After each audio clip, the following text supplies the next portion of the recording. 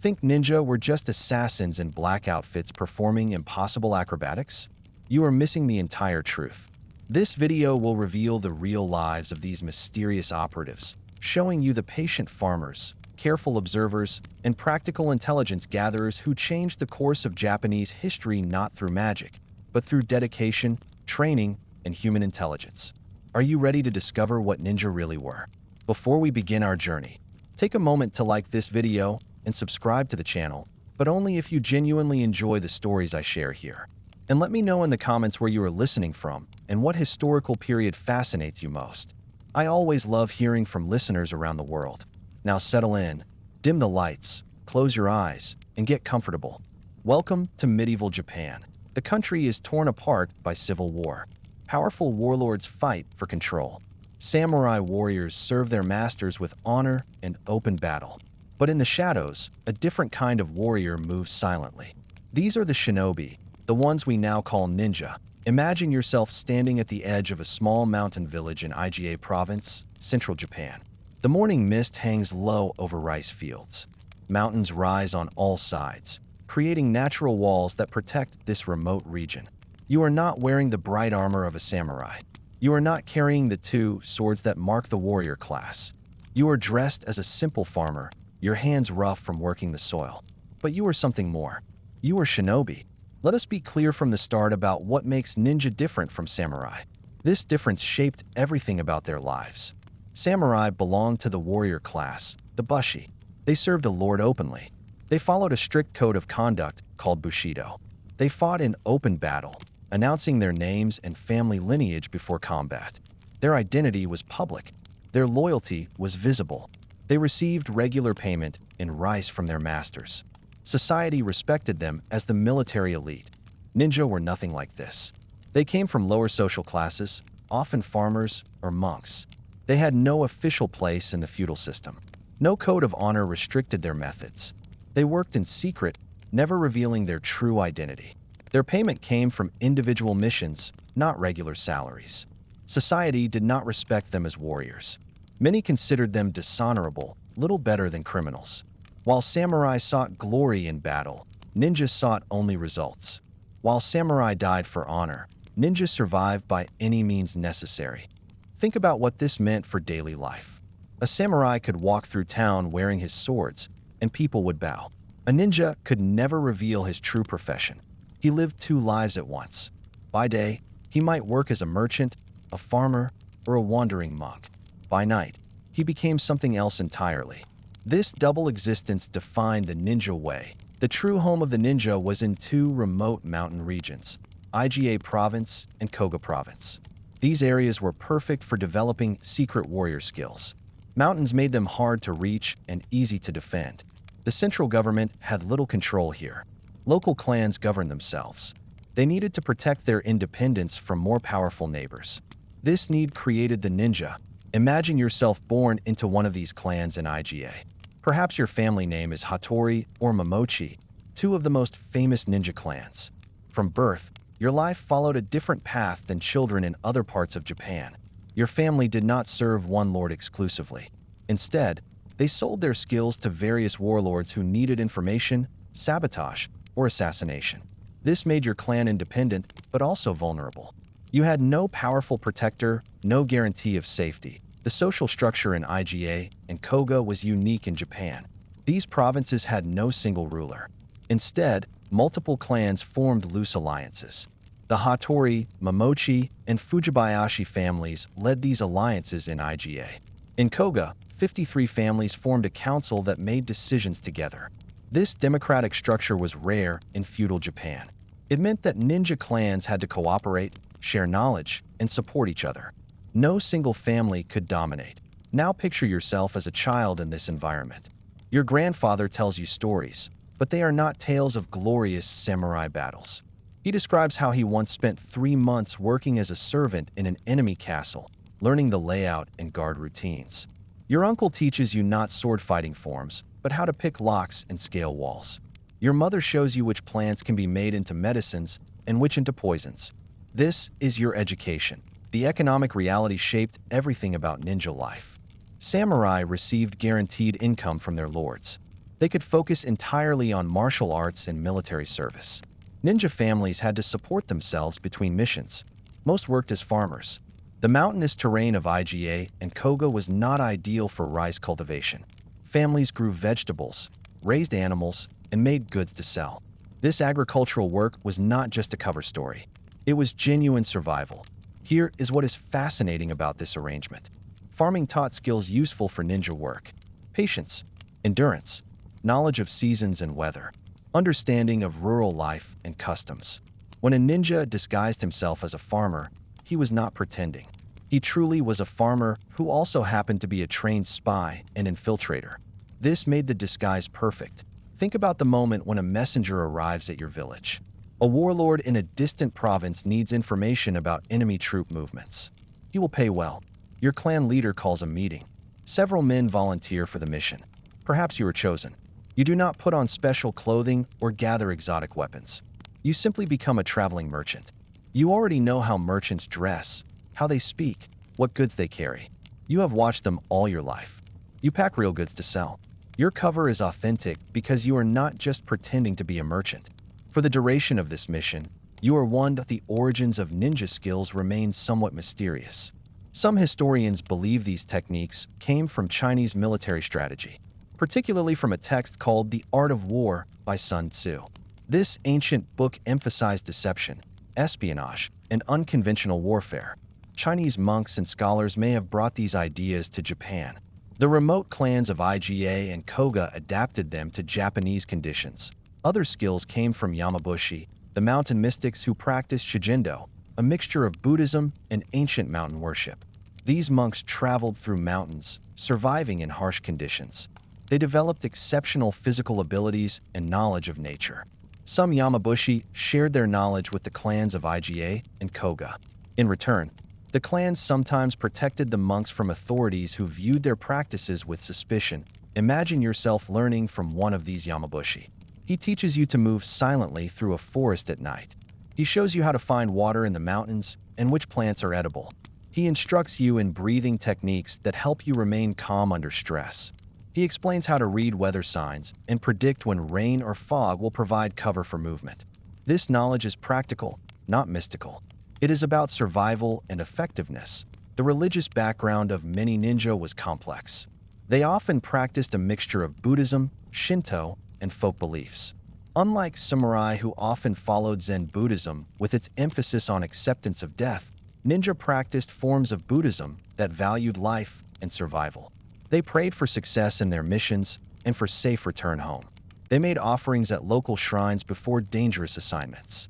But their faith was practical, focused on results rather than philosophy. Social status affected every aspect of ninja existence. Because they came from lower classes, they could not own property in the same way samurai could. They could not carry two swords openly. They could not use family crests freely. These restrictions were not just symbolic. They meant that ninja could never openly accumulate wealth or power. Everything they achieved had to remain hidden. Yet this low status also provided freedom that samurai lacked. Samurai were bound by rigid codes of behavior. They had to maintain their honor at all times. They could not engage in trade or manual labor without losing status. They had to follow their lord's orders even unto death. Ninja had none of these restrictions. They could trade, work, travel freely. They could refuse a mission if the payment was insufficient. They could change employers. In a society built on rigid hierarchy, ninja existed in the gaps. Picture yourself now at the age when you must make a choice. In samurai families, sons automatically followed their fathers into warrior service. In ninja families, the choice was more complex. The work was dangerous. Many ninja died on missions. Others were captured and executed. Some chose to remain simple farmers, never taking on dangerous assignments. The clan did not force anyone. Those who volunteered for missions received training. Those who refused lived ordinary lives. This voluntary nature shaped ninja character. Those who chose this path did so knowing the risks. They were not seeking honor or glory. They sought payment, adventure, or the satisfaction of using their skills. Some enjoyed the intellectual challenge of espionage. Others liked the independence. Some simply needed money their small farms could not provide. Whatever the reason, they chose their path consciously. The relationship between ninja clans and the samurai warlords who employed them was always complex and often tense. Warlords needed the intelligence and special operations that ninja provided, but they also looked down on ninja as dishonorable. They used ninja when necessary, but rarely acknowledged this publicly. For ninja, this meant constant awareness that their employers might betray them if politically convenient. Think about what it felt like to complete a successful mission for a powerful lord. You brought him crucial information that helped him win a battle, but you received no public recognition. No one will ever know what you did. The lord paid you and sent you away quickly, not wanting others to know he used such methods. You returned to your village in IGA, and life continued as before. Your neighbors knew you left for several months. Some guessed at your real work, but nothing was ever stated openly. This is the world into which ninja were born, a world of shadows and secrets, a world where survival mattered more than honor, a world where skill and cunning provided the only security. They were not the magical warriors of legend. They were practical people who developed practical skills for practical purposes. They were farmers who could also scale walls, pick locks, and gather intelligence. They were merchants who could also use weapons and poisons. They were monks who could also infiltrate enemy territory. The next time you hear the word ninja, remember this truth. They were real people living in a specific time and place. Everything about their training, their methods, and their way of life arose from these concrete historical circumstances. This is where their story truly began. The education of a ninja began almost from birth. This was not a choice made at age 15 or 20. From the moment a child could walk and understand basic instructions, the training started. But this training looked nothing like the dramatic scenes you might imagine. There were no secret dojos hidden in caves, no mystical masters teaching supernatural powers. The training was practical, gradual, and woven into everyday life. A ninja child in IGA province grew up differently than other Japanese children. While samurai children learned formal etiquette and began studying classical texts, ninja children learned to observe everything around them. Their first lessons were about awareness. A father might ask his 5-year-old son, "How many people passed our house today? What were they wearing? Which direction did they go?" The child who could not answer learned to pay better attention the next day. This training and observation continued throughout childhood. Children learned to notice small details that others missed. A broken branch near a path, footprints in soft earth, the smell of cooking fires that indicated how many people lived in a house, changes in bird behavior that signaled someone approaching. These skills required no special equipment or secret knowledge. They required only constant practice and attention. Physical training also began early, but again, it was practical rather than mystical. Ninja children did not spend hours in meditation or practice elaborate fighting forms. Instead, they learned skills that would help them move efficiently and survive in difficult conditions. A 3-year-old might play games that involved balancing on narrow logs. A 5-year-old learned to climb trees quickly and quietly. A 7-year-old practiced moving through the forest without making sound. The game approach made this training natural. Parents and older siblings created competitions and challenges. Who could balance longest on a rope stretched between trees? Who could climb highest before the sun set? Who could move from one end of the village to the other without being seen? Children enjoyed these games. They did not realize they were learning essential ninja skills. They thought they were simply playing. Swimming was another crucial skill taught from early childhood. The rivers and streams of mountainous IGA and Kogo were cold and fast-moving. Children learned to swim in these challenging conditions. They practiced holding their breath underwater for increasingly long periods. This was not just about swimming skill. It was about learning to control panic when oxygen ran low. It was about understanding your body's limits and learning to push them gradually. Here is what made ninja training different from samurai training. Samurai children learned rigid forms and techniques that had been passed down for generations. They practiced the same sword strikes their grandfathers had practiced. Ninja training was flexible and adaptive. If a child showed particular talent for climbing, that skill was developed further. If another child had exceptional memory, that became their focus. The training adapted to the individual rather than forcing everyone into the same mold. Families passed down specific knowledge through generations. The Hattori clan specialized in certain techniques. The Momochi clan had different expertise, but all ninja families shared core training principles. Children must become physically capable mentally sharp, and able to blend into any environment. How each family achieved these goals varied, but the goals themselves remained constant. Let us talk about a specific training method that began around age 7 or 8. Children started learning to move in darkness. At first, this meant simple exercises. A child might be asked to walk through their own house with eyes closed, navigating by memory and touch. Then they progressed to unfamiliar buildings. Eventually, they learned to move through complete darkness in outdoor environments, using other senses to avoid obstacles. This training developed multiple skills simultaneously. It heightened hearing, as children learned to detect obstacles by how sound reflected off them. It improved spatial memory, as they had to remember the layout of buildings and terrain. It built confidence in disorienting situations. Most importantly, it taught patience. Moving quickly in darkness led to injury. Children learned that slow, careful movement was faster in the long run because it avoided mistakes. Around age 10, children began more specialized training based on their apparent talents and the clan's needs. Some children showed aptitude for disguise and acting. These children spent time with traveling performers, merchants, and monks, learning how these people behaved, spoke, and thought. The goal was not just to dress like a merchant, but to become indistinguishable from a real merchant in manner and behavior. Other children showed talent for mechanical things. These children learned carpentry, metalworking, and the principles of construction. This knowledge served multiple purposes. It allowed them to understand how buildings were made, which helped in planning infiltrations. It provided legitimate trades they could use as cover. It taught them how to create and modify tools they would need for missions. The education included academic subjects, though not the classical Chinese literature that samurai studied. Ninja children learned practical mathematics for calculating distances, measuring heights of walls, and managing money during missions. They learned geography, particularly the road networks, river systems, and mountain passes of central Japan. They studied basic medicine, focusing on treating injuries, recognizing symptoms of common diseases, and understanding which plants could be used for healing or harm. Language training was crucial but approached practically. Children learned multiple dialects of Japanese. The way people spoke in Kyoto differed from speech in rural villages. A ninja needed to adapt their speech to match their current disguise. Some families taught children basic Chinese or Korean, as these languages occasionally proved useful.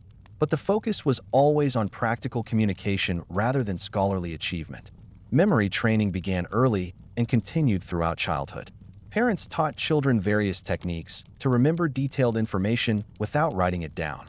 One method involved creating mental images and associating them with locations in a familiar building.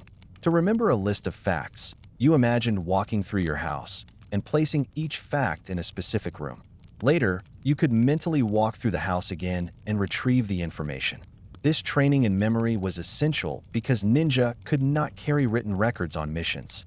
If captured, written notes would provide evidence and endanger others. Everything had to be memorized.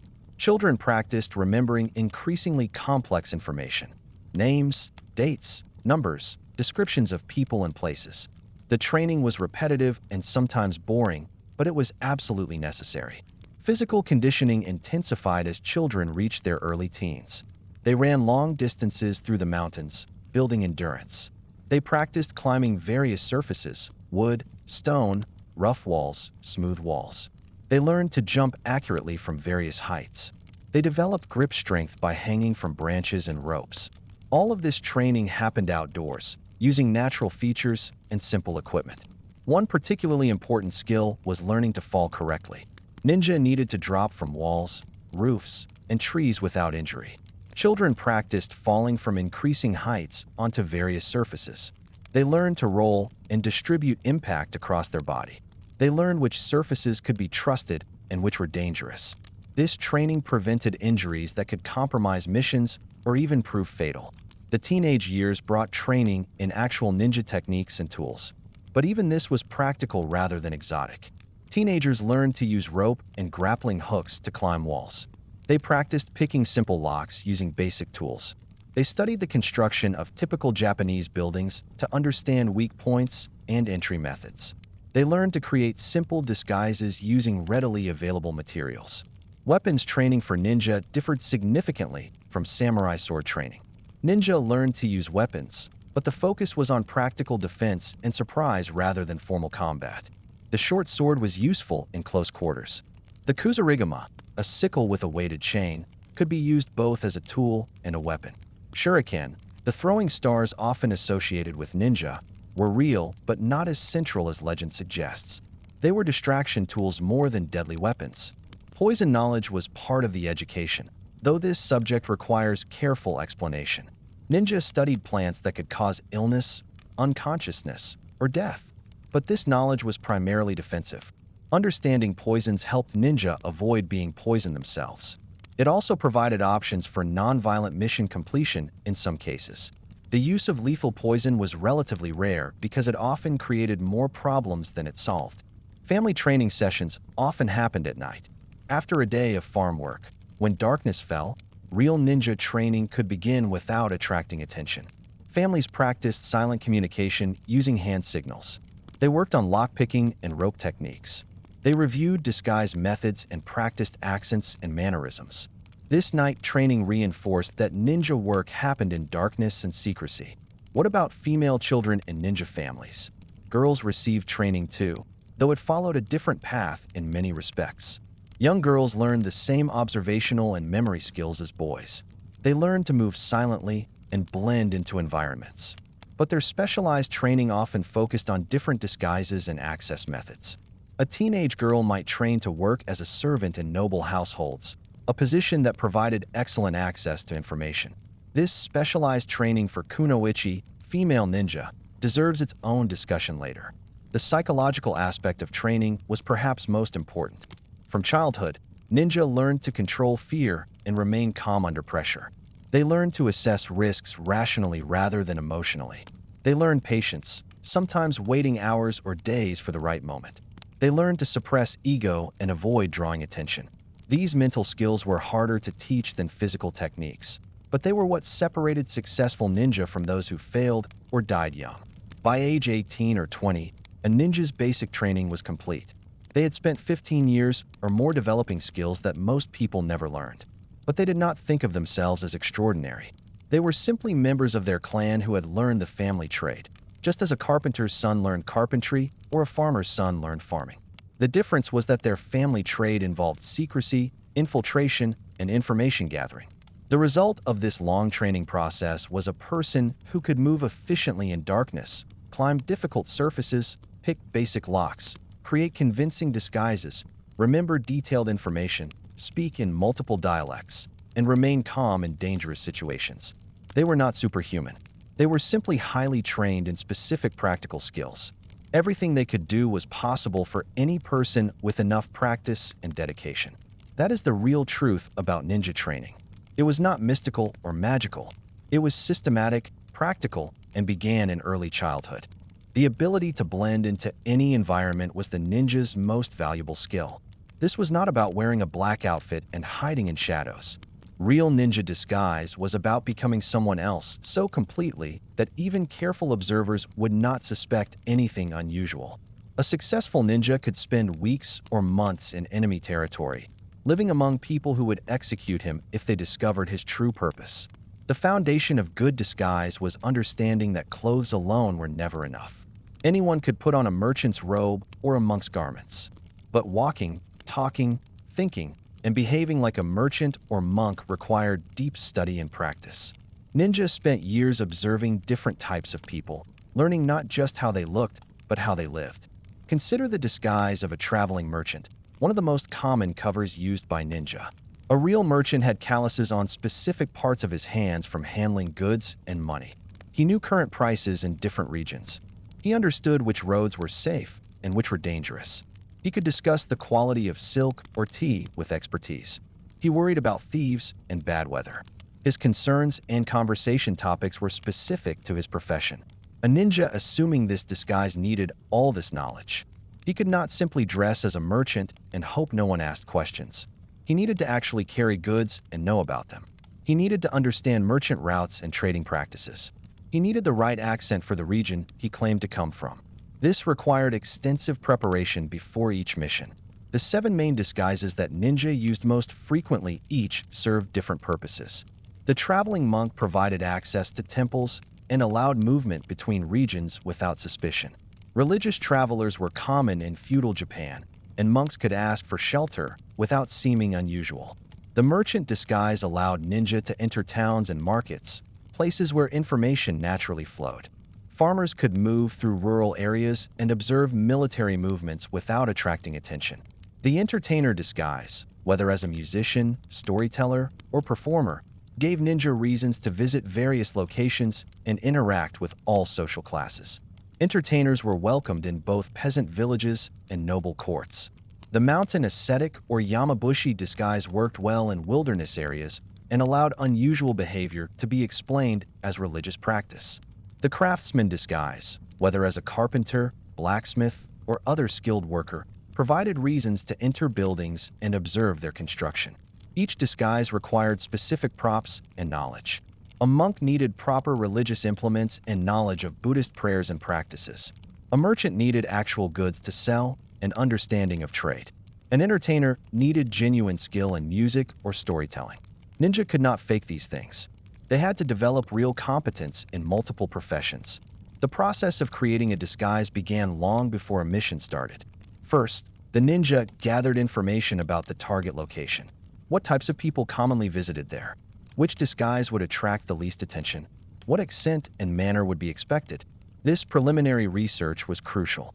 Choosing the wrong disguise could doom a mission before it began. Next came assembling the physical elements. Clothing had to be authentic, not just similar. A merchant's robe worn by actual merchants showed specific patterns of wear. New clothing would raise suspicions. Ninja often obtained used clothing from real merchants, monks, or farmers. They wore these items for days or weeks before a mission, allowing them to develop natural wear patterns. Props had to be equally authentic. A merchant's goods were not random items thrown in a bag. They were carefully selected products that made sense for someone traveling that particular route at that time of year. A monk's prayer beads and scripture were real religious items, not crude imitations. The tools of a carpenter were actual working tools, worn from genuine use. Physical appearance required attention. Ninjas studied how different professions affected the body. Farmers had sun-darkened skin and strong legs from working in fields. Merchants who traveled long distances had lean builds and weathered faces.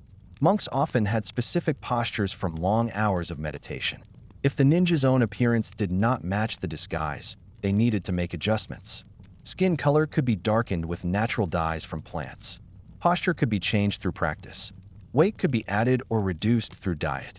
Some ninja used padding to change their apparent build. Others practiced walking with a limp or other physical characteristics that matched their cover story. The goal was always to become physically indistinguishable from the person they pretended to be. Voice and speech patterns demanded careful practice. Regional accents in Japan varied significantly. Someone from Kyoto spoke differently than someone from rural provinces. Ninja practiced these accents until they became natural. They learned the vocabulary and phrases specific to different professions and regions. A single word pronounced incorrectly could expose them. Beyond accent, the content of speech mattered. Ninja learned to engage in appropriate small talk for their disguise. A merchant discussed prices, weather affecting travel, and news from other towns. A monk spoke of temples visited and religious matters. A farmer talked about crops and local conditions. The ninja needed to maintain these conversations naturally, without hesitation or obvious gaps in knowledge. The psychological aspect of disguise was perhaps most challenging. Ninja had to think like the person they pretended to be. This meant understanding that person's concerns, fears, and motivations. A merchant worried about profit and loss. A monk focused on spiritual matters. A farmer thought about weather and harvest. The ninja had to genuinely adopt these mindsets, not just pretend to have them. This mental transformation helped in unexpected ways. When people asked questions, the ninja's responses came naturally because they were thinking from within the disguise. When faced with situations that required quick decisions, the ninja responded as the disguised person would respond, not as a ninja would respond. This authenticity made the disguise virtually undetectable. Building cover stories required careful attention to detail. A traveling merchant needed to explain where he came from, where he was going, what he was selling, and why. This story had to be consistent and verifiable to some degree. Ninja often based cover stories on real merchants they had observed, adapting details as needed. The best cover stories were mostly true, with only essential elements changed. Maintaining a disguise over extended periods required discipline. A ninja might live for weeks or months as a merchant, farmer, or monk. During this entire time, they could never relax their guard. They had to remain in character constantly, even when alone, because someone might be watching. They had to sleep, eat, and conduct themselves according to their disguise at all times. The practical work of infiltration combined disguise with other skills. Consider the challenge of entering a fortified castle to gather information. The ninja could not simply climb the walls at night. Guards watched for exactly that kind of infiltration. Instead, the ninja needed a legitimate reason to enter. One approach was to gain employment. A ninja disguised as a carpenter might seek work on castle repairs. This required genuine carpentry skills and the patience to work for days or weeks while gradually learning the castle layout, guard routines, and locations of important areas. The actual information gathering happened slowly, through careful observation during legitimate work. Another method involved becoming part of the supply chain. Castles required constant deliveries of food, firewood, and other goods. A ninja disguised as a delivery person could enter regularly, each time observing a little more. Over time, these small observations accumulated into detailed knowledge. No single visit revealed everything, but patience and multiple visits eventually provided a complete picture. Social engineering played a major role in infiltration. Ninjas studied the personalities and weaknesses of people who had access to information or secure areas. They built relationships gradually, over time. A ninja might befriend a guard, sharing drinks and conversation. The guard never suspected anything because the ninja seemed to be exactly what they claimed, a friendly merchant or fellow worker. These relationships provided opportunities. A guard might mention when security would be lighter due to illness or special events. A servant might complain about working conditions, revealing details about household routines. The ninja gathered this information casually, never appearing too interested in any particular detail. Questions were asked naturally, as part of normal conversation. Timing was crucial for successful infiltration. Ninjas studied patterns and waited for optimal moments. They learned when guard changes occurred, when servants were busiest, when nobles held meetings. They identified moments of confusion or distraction that could be exploited. Patience was essential. Rushing led to mistakes and discovery. The physical act of moving through secured areas required both skill and understanding of architecture. Ninjas studied how Japanese buildings were constructed. They knew that paper walls could be carefully cut and later repaired without obvious damage. They understood which floorboards in typical buildings were likely to creak and which were safe. They knew where shadows fell at different times of day and night. Tools for infiltration were simple but effective. A thin blade could cut paper walls or lift simple latches. A small mirror on a stick allowed seeing around corners. Soft cloth wrapped around feet muffled footsteps. A length of rope with a grappling hook provided climbing capability. These tools were small enough to conceal, but versatile enough to handle many situations. Lock-picking was a useful skill, but not always necessary. Many Japanese buildings of the period used simple wooden bars or latches rather than complex locks. Understanding how these security measures worked allowed ninja to bypass them efficiently. When locks were present, they were often relatively simple mechanisms that could be opened with basic picks and patience. The psychology of infiltration involved understanding human attention and perception. People notice unusual things, but they overlook familiar ones. A ninja moving confidently through an area, as if they belonged there, attracted less attention than someone trying to sneak. Walking naturally, even in restricted areas, often proved more effective than hiding. If questioned, having a prepared explanation that matched the current disguise usually satisfied curiosity.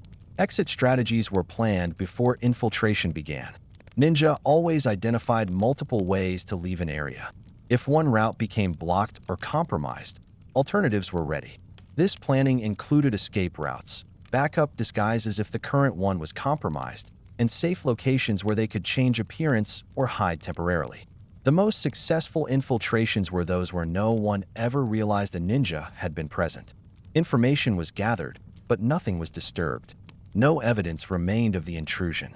The target never knew their security had been breached. This invisibility was the highest achievement of ninja infiltration skills. They came, they saw, they learned, and they departed, leaving no trace behind. The tools and weapons of the ninja were far more practical than legend suggests. There were no magic gadgets or impossibly advanced devices. Everything a ninja carried had to serve multiple purposes, be easy to conceal, and appear innocent if discovered. Most importantly, these tools had to be reliable in difficult conditions. A ninja's life often depended on simple equipment working exactly as expected. The most essential ninja tool was rope. This might seem ordinary, but rope was incredibly versatile. A length of strong rope, typically between 15 and 30 feet long, could help a ninja climb walls, descend from heights, create simple bridges across gaps, bind prisoners, or even be used as a weapon in desperate situations. Ninja rope was usually made from hemp or other strong plant fibers. It had to be thin enough to carry easily, but strong enough to support a person's full weight. Attached to this rope was often a grappling hook, called a kajinawa. This metal hook had multiple prongs that could catch on walls, tree branches, or roof edges. The design was simple but effective. When thrown correctly, the hook would catch and hold, allowing the ninja to climb. The hook's prongs could also be used to climb or as a weapon if necessary. Some ninja wrapped cloth around the hook to muffle the sound when it struck surfaces. Another common tool was the kunai, often misunderstood in modern depictions. The kunai was not primarily a throwing weapon. It was a digging and prying tool, similar to a trowel. The pointed blade could dig through earth, pry open wooden panels, or be wedged into cracks to create handholds for climbing. The ring at the end of the handle allowed rope to be attached. In an emergency, yes, the kunai could be used as a weapon, but this was not its main purpose. Mizugomo, or water-crossing devices, were among the more specialized tools. These were wooden or bamboo floats that attached to the feet, theoretically allowing a ninja to walk on water. However, the reality was more modest than the legend. These devices did not allow walking on water like solid ground. Instead, they provided extra flotation that made it easier to cross rivers or moats while keeping equipment dry. The ninja still had to swim or wade, but the floats helped. For picking locks, ninja used simple metal picks. Japanese locks of the period were generally not complex by modern standards. Most were basic pin mechanisms or simple latches. A few basic picks and some practice could open most locks a ninja would encounter. These picks were small enough to hide easily, often disguised as everyday items like hairpins or carried inside hollow containers. The shinobi shizoku, often called the ninja uniform, was not actually black as popular culture depicts. Black clothing stands out at night against most backgrounds. Real ninja clothing was typically dark blue, brown, or dark red. These colors blend better with natural nighttime environments. The outfit was simple and functional: loose pants, a jacket, and a hood that could cover the face if needed. The clothing had hidden pockets for carrying small tools and items. Footwear was specially designed for ninja work.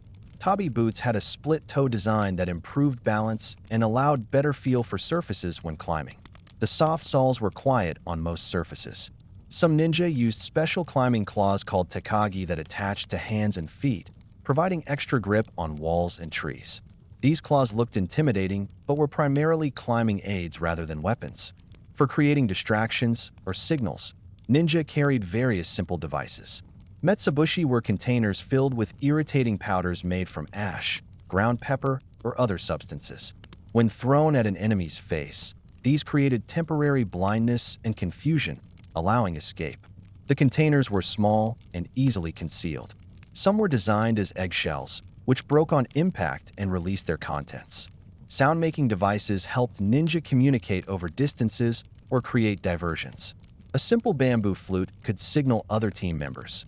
Firecrackers, which were available in feudal Japan, could create confusion or draw attention away from the ninja's actual location. These devices were not high-tech, but they were effective when used cleverly.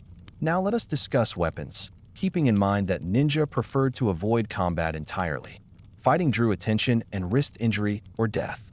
A successful mission was one where the ninja never had to use weapons at all. However, weapons were necessary for self-defense and certain specific mission requirements. The ninjutsu, or ninja sword, was shorter than a samurai's katana. The blade was typically straight rather than curved. and the overall construction was simpler and less refined. This was practical rather than ceremonial. The shorter length made the sword easier to carry and use in confined spaces like building interiors. The simpler construction meant the sword was less expensive and could be abandoned if necessary, without great loss. The scabbard of the ninja sword served multiple purposes.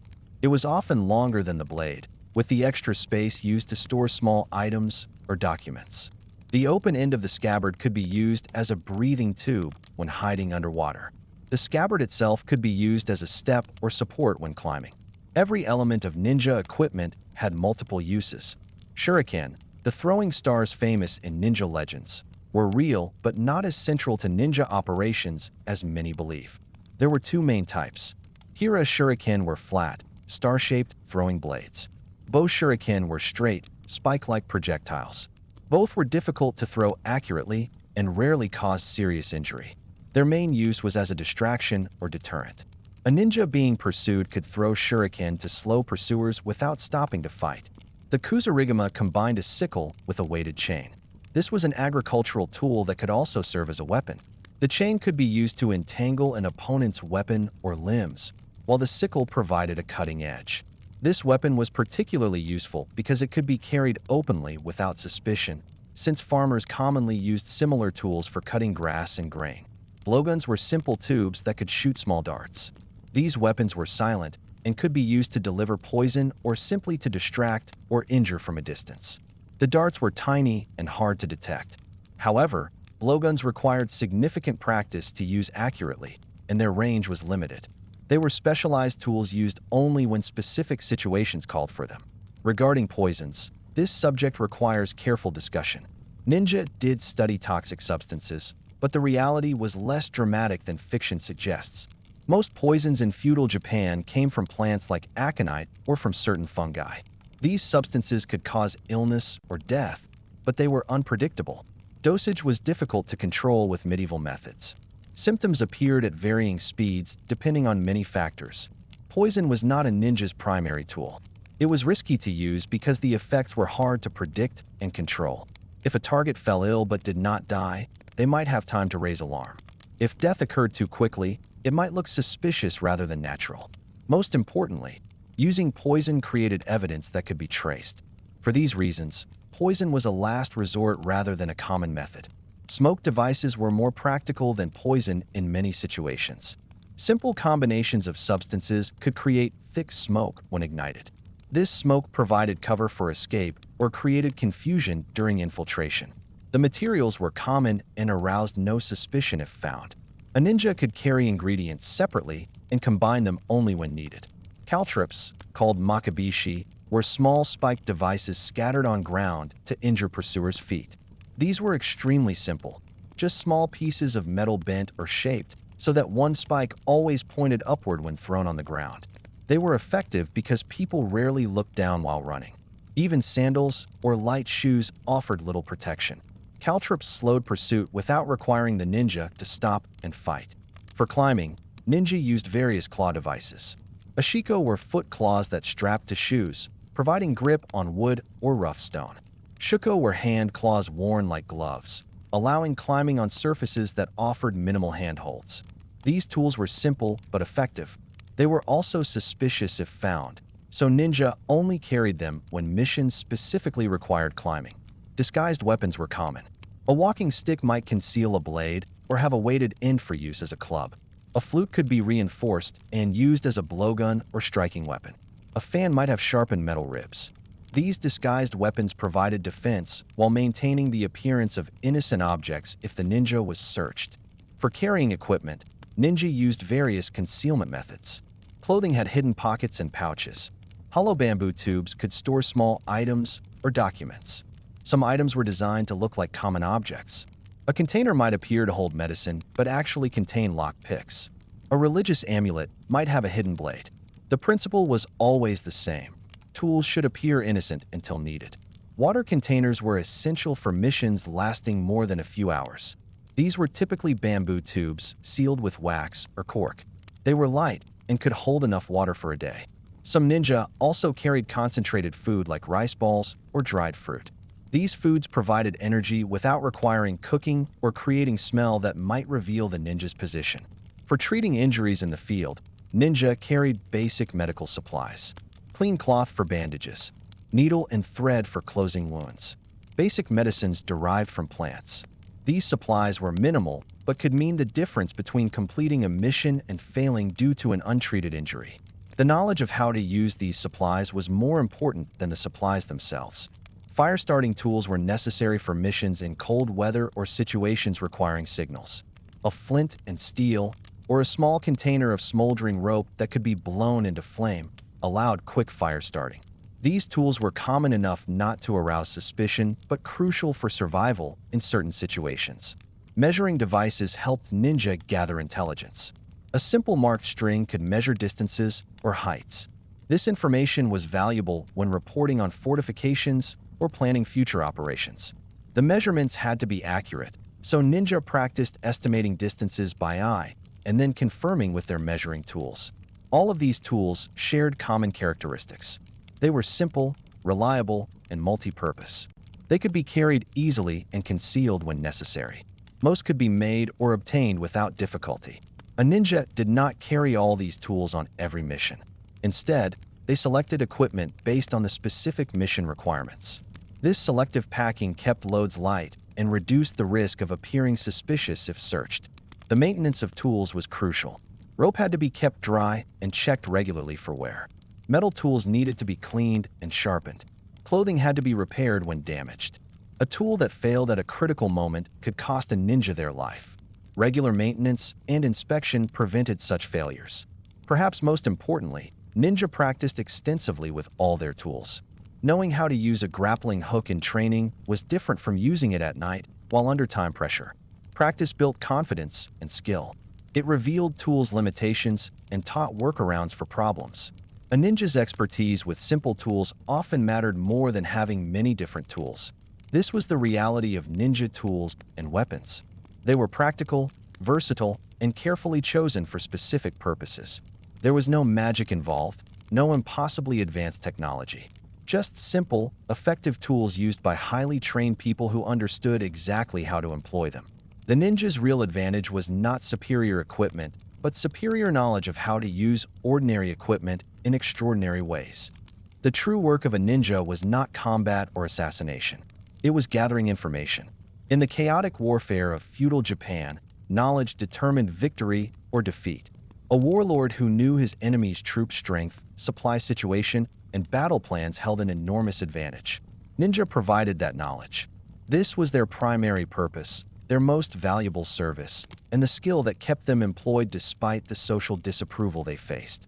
Information gathering began long before a ninja entered enemy territory.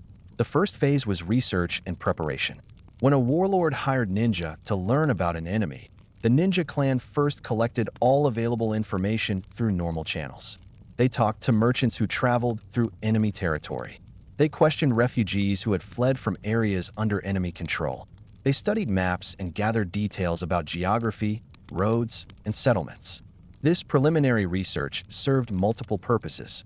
It identified what information was already known and what gaps needed to be filled. It helped ninja plan their approach and select appropriate disguises. It provided baseline knowledge that made the ninja's cover story more convincing. A merchant who knew nothing about the region he claimed to travel through would immediately arouse suspicion. The selection of the right ninja for a mission was crucial. Different missions required different skills and personalities. Gathering information from a farming village required different abilities than infiltrating a noble's court. The clan leaders carefully matched ninja to missions based on their training, experience, and personal characteristics. A naturally talkative person might excel at the merchant role, while a quieter individual might work better as a servant who observed without drawing attention. Once the mission began, the ninja's approach was methodical and patient. Speed was rarely important. What mattered was accuracy and avoiding detection. A ninja might spend weeks establishing their cover identity before attempting to gather any sensitive information. This patience was essential. Rushing created mistakes and raised suspicions. Building a network of contacts was fundamental to effective espionage. A ninja rarely gathered all information personally. Instead, They cultivated relationships with people who had access to different types of information. A stable worker knew about horses and military movements. A kitchen servant understood supply levels and overheard conversations. A local merchant heard rumors and gossip from various sources. The ninja connected with these people gradually, building trust over time. The art of conversation was crucial for information gathering. Direct questions about military matters would obviously raise suspicion. Instead, ninja learned to guide conversations naturally toward useful topics. They complained about difficulties caused by troop movements, prompting others to share their own complaints and observations. They expressed concern about rumors, encouraging others to share what they had heard. They asked seemingly innocent questions whose answers revealed important details. Listening was more important than asking. Ninja positioned themselves where conversations happen naturally. Markets, tea houses, public baths, and religious sites all provided opportunities to overhear discussions. People often talked freely in these spaces, not realizing that someone nearby was carefully remembering every detail. A skilled ninja could spend a day in a market and learn more from listening than from hours of direct questioning. Memory techniques were essential because ninja could not take notes in most situations. Writing down information created evidence that could be discovered. Instead, ninja used various mental methods to remember complex details. One common technique involved creating vivid mental images associated with information. To remember troop numbers, a ninja might imagine that many soldiers standing in a specific familiar location. The more unusual and memorable the mental image, the easier it was to recall later. Another memory method used physical association. A ninja might assign different types of information to different fingers. Troop strength on the thumb, supply information on the index finger, and so forth. Later, touching each finger in sequence would trigger recall of the associated information. These techniques required practice, but became second nature with experience. Observation skills that ninja developed from childhood proved invaluable in espionage. They noticed small details that revealed larger truths. Fresh horse tracks indicated recent military movement. The smell of large-scale cooking suggested troop presence. Changes in guard routines hinted at important events. Worn paths through fields showed frequently used routes. Each small observation added to the overall picture. Document intelligence was valuable when accessible. Ninja who infiltrated administrative buildings or noble households sometimes had opportunities to examine written records. They could not usually steal these documents, as their absence would be noticed. Instead, they memorized contents or made quick copies when possible. This required not only good memory, but also the ability to read various styles of handwriting and understand administrative terminology. Code and cipher knowledge was less common than legend suggests, but some ninja learned basic encryption methods. This was more important for protecting information they gathered than for reading enemy codes. If a ninja needed to hide sensitive information temporarily, simple substitution codes or hidden writing methods provided some security. However, most ninja relied on memory rather than written records whenever possible. Timing intelligence was often as important as static information. Knowing that an enemy lord planned to attack was useful. Knowing when and where the attack would occur was invaluable. Ninja paid attention to preparations and logistics that revealed timing. Increased food procurement suggested imminent troop movement. Repairs to weapons and armor indicated preparation for combat. The arrival of messengers from allied territories suggested coordinated planning. Understanding human psychology helped ninja evaluate information reliability. Not everyone told the truth, and some people exaggerated or misremembered.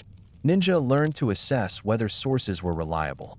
They cross-referenced information from multiple sources when possible.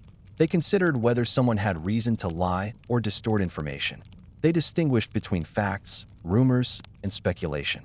The principle of joy, or using emotion, was a sophisticated espionage technique. Ninja studied the emotional states and personal weaknesses of targets. A lonely person might be befriended. Someone who felt underappreciated might be flattered into sharing information. A person with financial troubles might be persuaded to trade information for money. The ninja did not manipulate crudely, but rather created situations where targets wanted to share information. Patience in developing sources could take months or even years. A ninja might cultivate a relationship with a low-level official, helping them occasionally, being a friendly presence. Eventually, that official might be promoted to a position with access to valuable information. The investment of time and effort then paid off with access to high-quality intelligence. This long-term approach required remarkable patience and planning. Counter-surveillance awareness was essential. Ninja always assumed they might be watched or tested. They maintained their cover identity consistently and avoided behaviors that might reveal their true purpose. They never showed too much interest in military matters. They asked questions carefully and spaced them out over time. They always had innocent explanations ready for their presence in any location. Detecting other spies was part of ninja training. They learned to recognize the signs that someone else might be gathering intelligence. Unusual interest in military matters, too many questions, presence in sensitive areas without clear purpose. These could indicate another operative. Ninja noted these observations and reported them along with other intelligence. The concept of dead drops and indirect communication was useful for passing information to other clan members or handlers, rather than meeting directly, which created risk if either party was being watched. Ninja left information in predetermined locations. A mark on a building, an object placed in a specific position, or a message hidden in a seemingly innocent letter could all convey information. This method reduced the risk of compromise. Photographic memory was rare, but Ninja developed strong visual recall through practice. After visiting a location, they could describe its layout in detail. They remembered faces well enough to provide useful descriptions. They recalled the contents of rooms they had briefly observed. This visual memory was trained specifically because it was so useful for intelligence work. Assessing military capabilities required specific knowledge. Ninja learned to estimate troop numbers by observing various indicators. The size of encampments, the number of cook fires, the amount of forage consumed by horses, all these provided clues.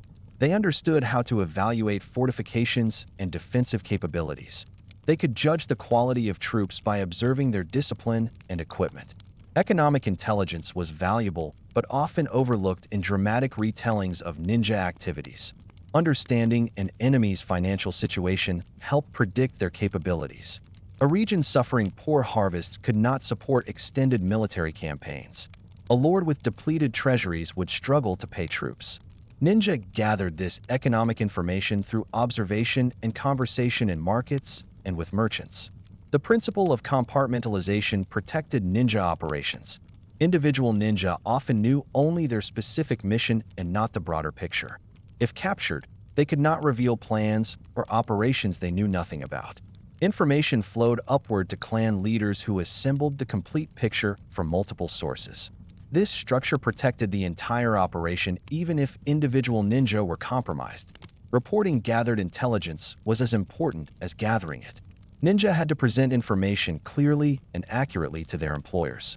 They distinguished between facts they had observed directly, information they had heard from reliable sources, and rumors of uncertain reliability. They provided context that helped warlords understand the significance of information. A good intelligence report was not just data but analysis. Failed missions provided learning opportunities. When operations went wrong or ninja were detected, the clan studied what happened. What mistakes were made? What signs were missed? How could similar failures be prevented? This institutional learning improved techniques over time. The knowledge gained from failures benefited future operations. The ethical dimension of espionage was complex. Ninja often formed genuine relationships with targets while gathering intelligence. They lived among people who treated them kindly, not knowing they were being observed and reported on. This created moral weight that some ninja felt deeply. However, their loyalty to their clan and employers superseded these personal feelings. This was understood as part of the profession's burden. Successful information gathering left no trace.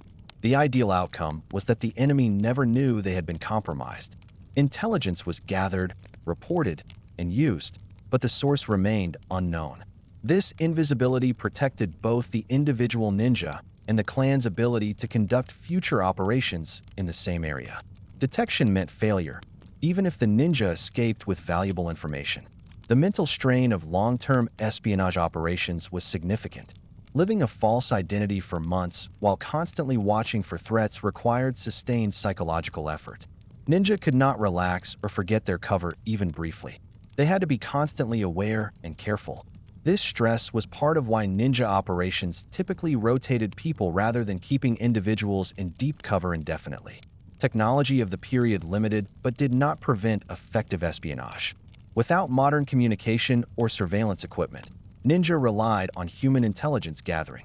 This was slower but often more accurate because it involved direct observation and human judgment. A skilled observer could assess situations in ways that raw data alone could not capture. The value of seemingly trivial information was often significant when combined with other intelligence. A ninja might report that a noble's son was ill, which seemed unimportant. But combined with other information about succession disputes, this detail could be crucial. Ninja reported everything potentially relevant and let their employers assess significance in the broader context. This was the reality of ninja espionage. It was methodical, patient, and required sophisticated understanding of human nature and social dynamics. It was not glamorous or exciting in moment-to-moment practice. It was careful, deliberate work that required intelligence, training, and remarkable self-discipline. The ninjas' ability to gather accurate information while remaining undetected was their greatest achievement and the reason they remained employed despite social disapproval. Information was their true weapon, more powerful than any blade or poison. Between missions, ninja lived ordinary lives that would have seemed unremarkable to any observer. This was not a cover story or pretense. It was their actual existence. The majority of a ninja's time was not spent on secret operations, but on the mundane tasks of survival in feudal Japan. Understanding this daily reality reveals the true nature of ninja existence far more than any dramatic mission account could. The agricultural cycle dominated life in the mountain villages of Iga and Koga. Ninja families were primarily farmers, and farming required constant work throughout the year. Spring meant preparing fields, planting rice and vegetables. Summer required weeding, irrigation management, and protecting crops from pests and weather. Autumn brought harvest, the most labor-intensive period when every family member worked from dawn to dusk gathering crops. Winter allowed some rest, but also required maintenance of tools, buildings, and preparation for the next planting season. The mountainous terrain of these regions made farming more difficult than in the flat river valleys where rice cultivation was easier. Fields were often small and scattered across hillsides. Terracing required constant maintenance to prevent erosion. Irrigation systems needed regular repair. The soil was less fertile than in lowland areas, requiring more effort to produce adequate yields. This difficult agricultural environment shaped ninja character. It taught persistence, resourcefulness, and the ability to succeed despite unfavorable conditions. A typical day during farming season began before dawn. Family members rose with the first light and ate a simple breakfast of rice, miso soup, and pickled vegetables. They gathered their tools and walked to whichever fields needed attention that day. The work was physically demanding. Planting rice required standing bent over in flooded paddies for hours. Weeding meant careful hand removal of unwanted plants. Harvesting involved cutting, bundling, and carrying heavy loads of grain. Midday brought a brief rest and simple meal, often eaten in the fields to save time. Then work resumed until sunset made further labor impossible. The family returned home, prepared and ate dinner, then attended to evening tasks like feeding animals, repairing tools, or processing food. By full darkness, most were ready for sleep. This routine repeated with small variations throughout the growing season. The economic reality of ninja existence was often precarious. Small mountain farms produced enough food for family survival, but rarely generated significant surplus. A bad harvest year meant genuine hardship. This economic pressure was one reason ninja work remained attractive despite its dangers. A successful mission might pay what a year of farming earned. This income could mean the difference between comfort and deprivation for a family. Family structure in ninja clans was traditional in most respects. Fathers headed households. Mothers managed domestic affairs and worked alongside men in the fields. Children contributed labor as soon as they were old enough.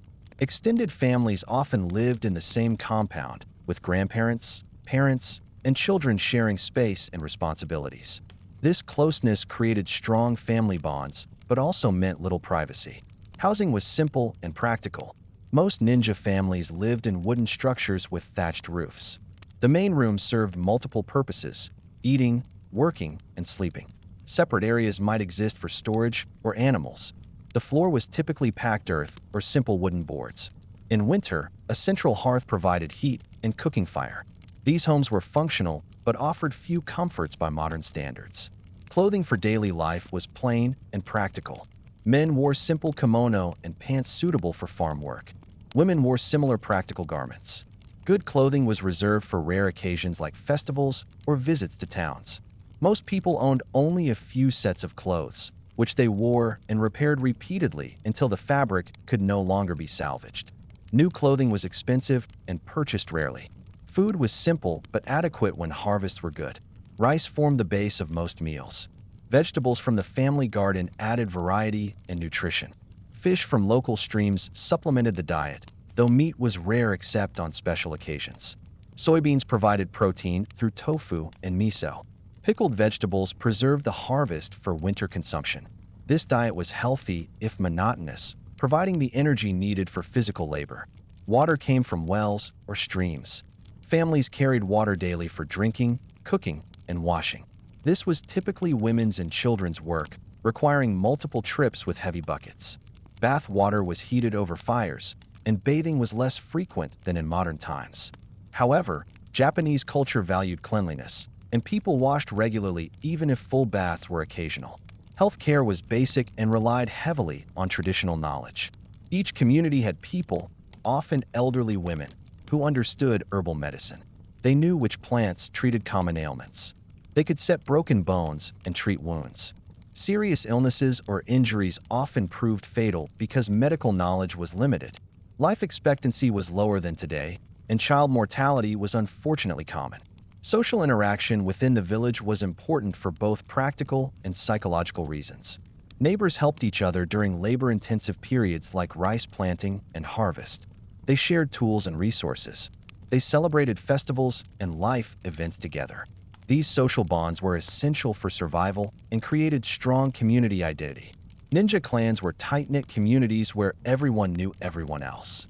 Religious practice was woven into daily life. Small shrines to local deities or ancestors existed in most homes. Families made simple offerings and prayers regularly. Larger temples in the region hosted festivals that provided rare breaks from work routine. These religious practices were sincere but also practical, asking for good harvests, family health, and protection from disasters. Education for children happened informally within the family. Children learned farming techniques by working alongside adults. They learned crafts and skills by observation and practice. Literacy was valuable, but not universal. Some families ensured children learned to read and write basic texts. Others focused entirely on practical skills. The ninja training described earlier happened alongside and integrated with this normal childhood education. Trade and commerce provided connections to the broader world. Ninja villages were not completely isolated. Merchants visited periodically, selling goods and buying local products. Some ninja traveled to nearby towns to trade surplus crops or crafts for items they could not produce locally. These trading journeys provided cover for intelligence gathering, but were also genuine economic activities. Money management was careful and conservative. Families saved when possible, knowing that emergencies or bad harvest years could quickly deplete resources. The income from ninja missions was significant but irregular. Families could not depend on it consistently.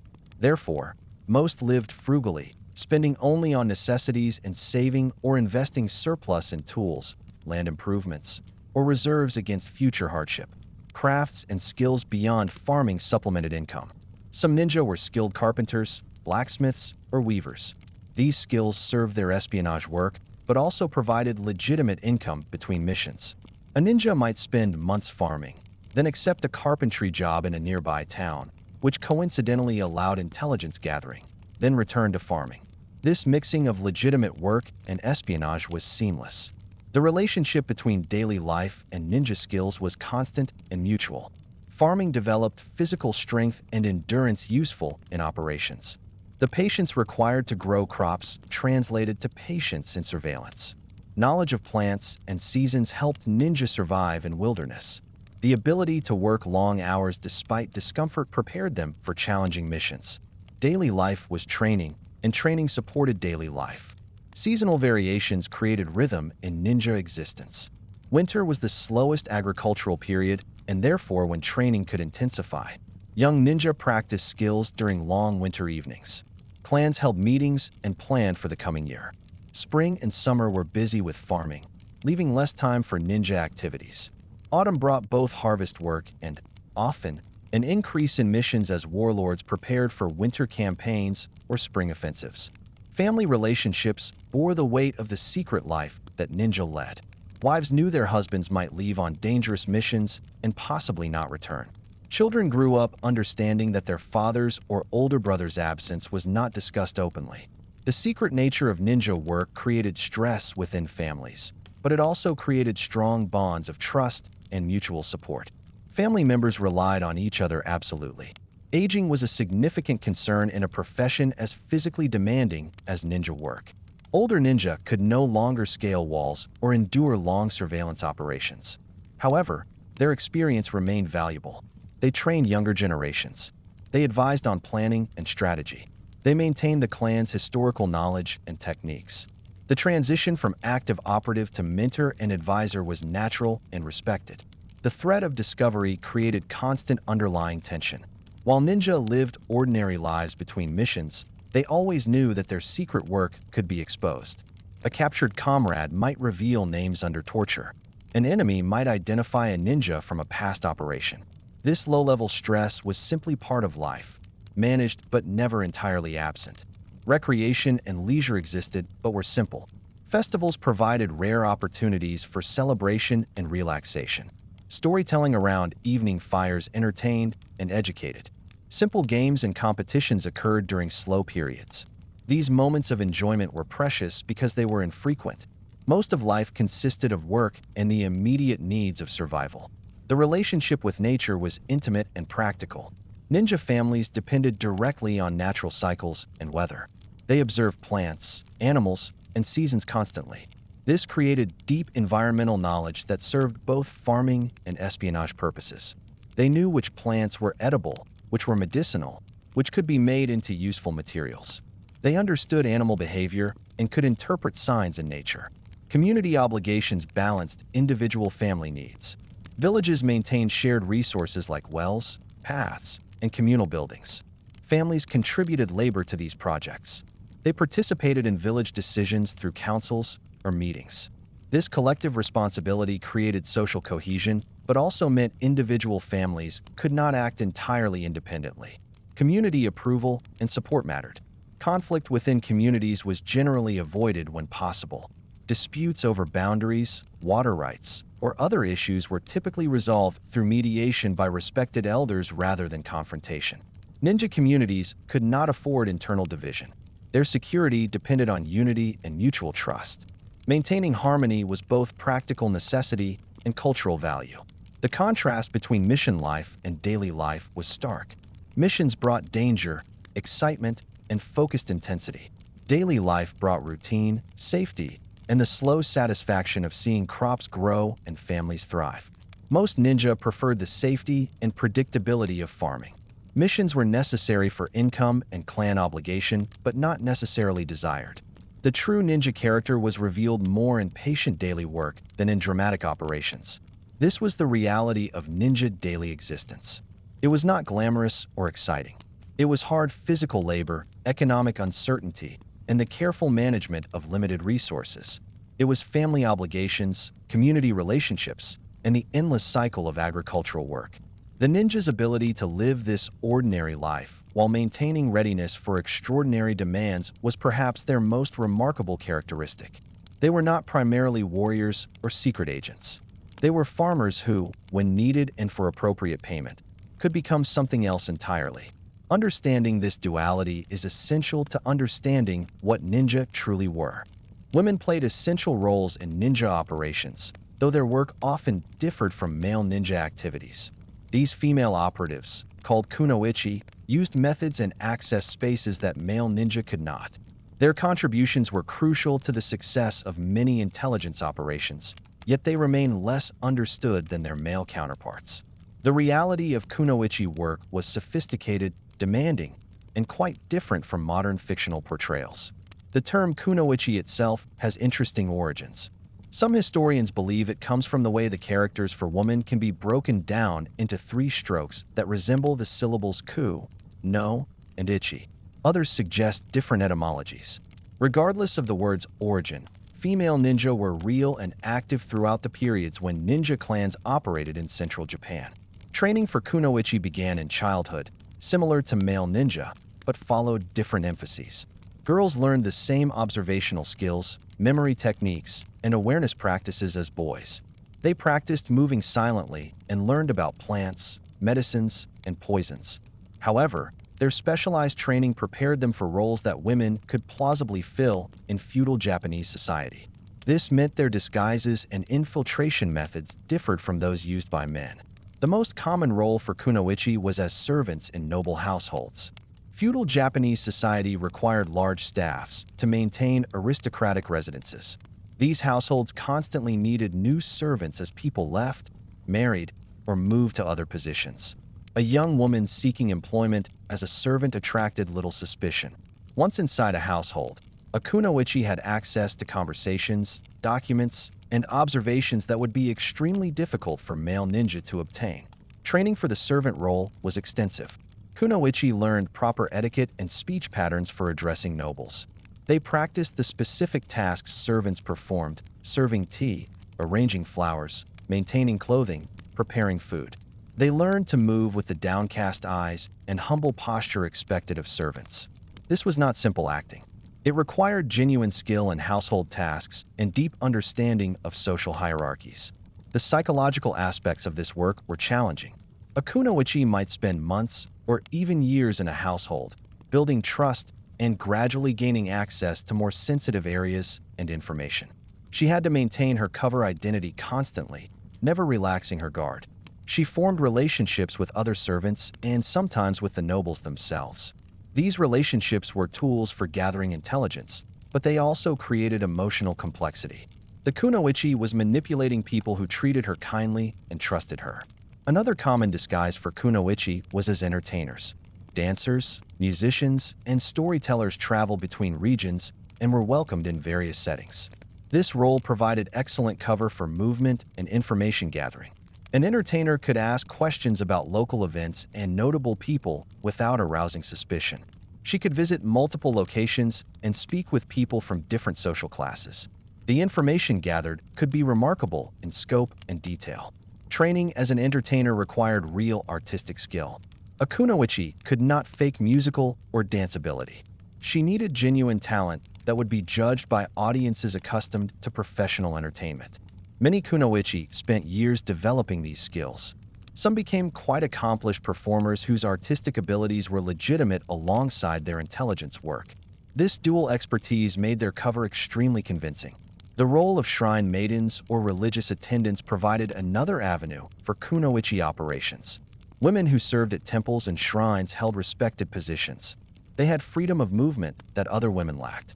People from all social levels visited religious sites and often spoke freely there, believing such spaces were safe for conversation. A kunoichi serving as a shrine maiden could observe and listen to remarkably candid discussions. Religious training for this role had to be authentic. Kunoichi learned prayers, ceremonies, and religious texts. They understood the duties and protocols of shrine service. They could not simply dress as shrine maidens and hope no one noticed their lack of knowledge. The training was serious and produced women who were genuinely qualified for religious service, even though their ultimate purpose was intelligence gathering. Kunoichi used their gender as an operational advantage in ways male ninja could not. Feudal Japanese society did not view women as potential threats in the same way it viewed men. Guards and officials were less suspicious of women. Security measures designed to prevent male infiltrators were often less stringent for women. This created opportunities that kunoichi exploited skillfully.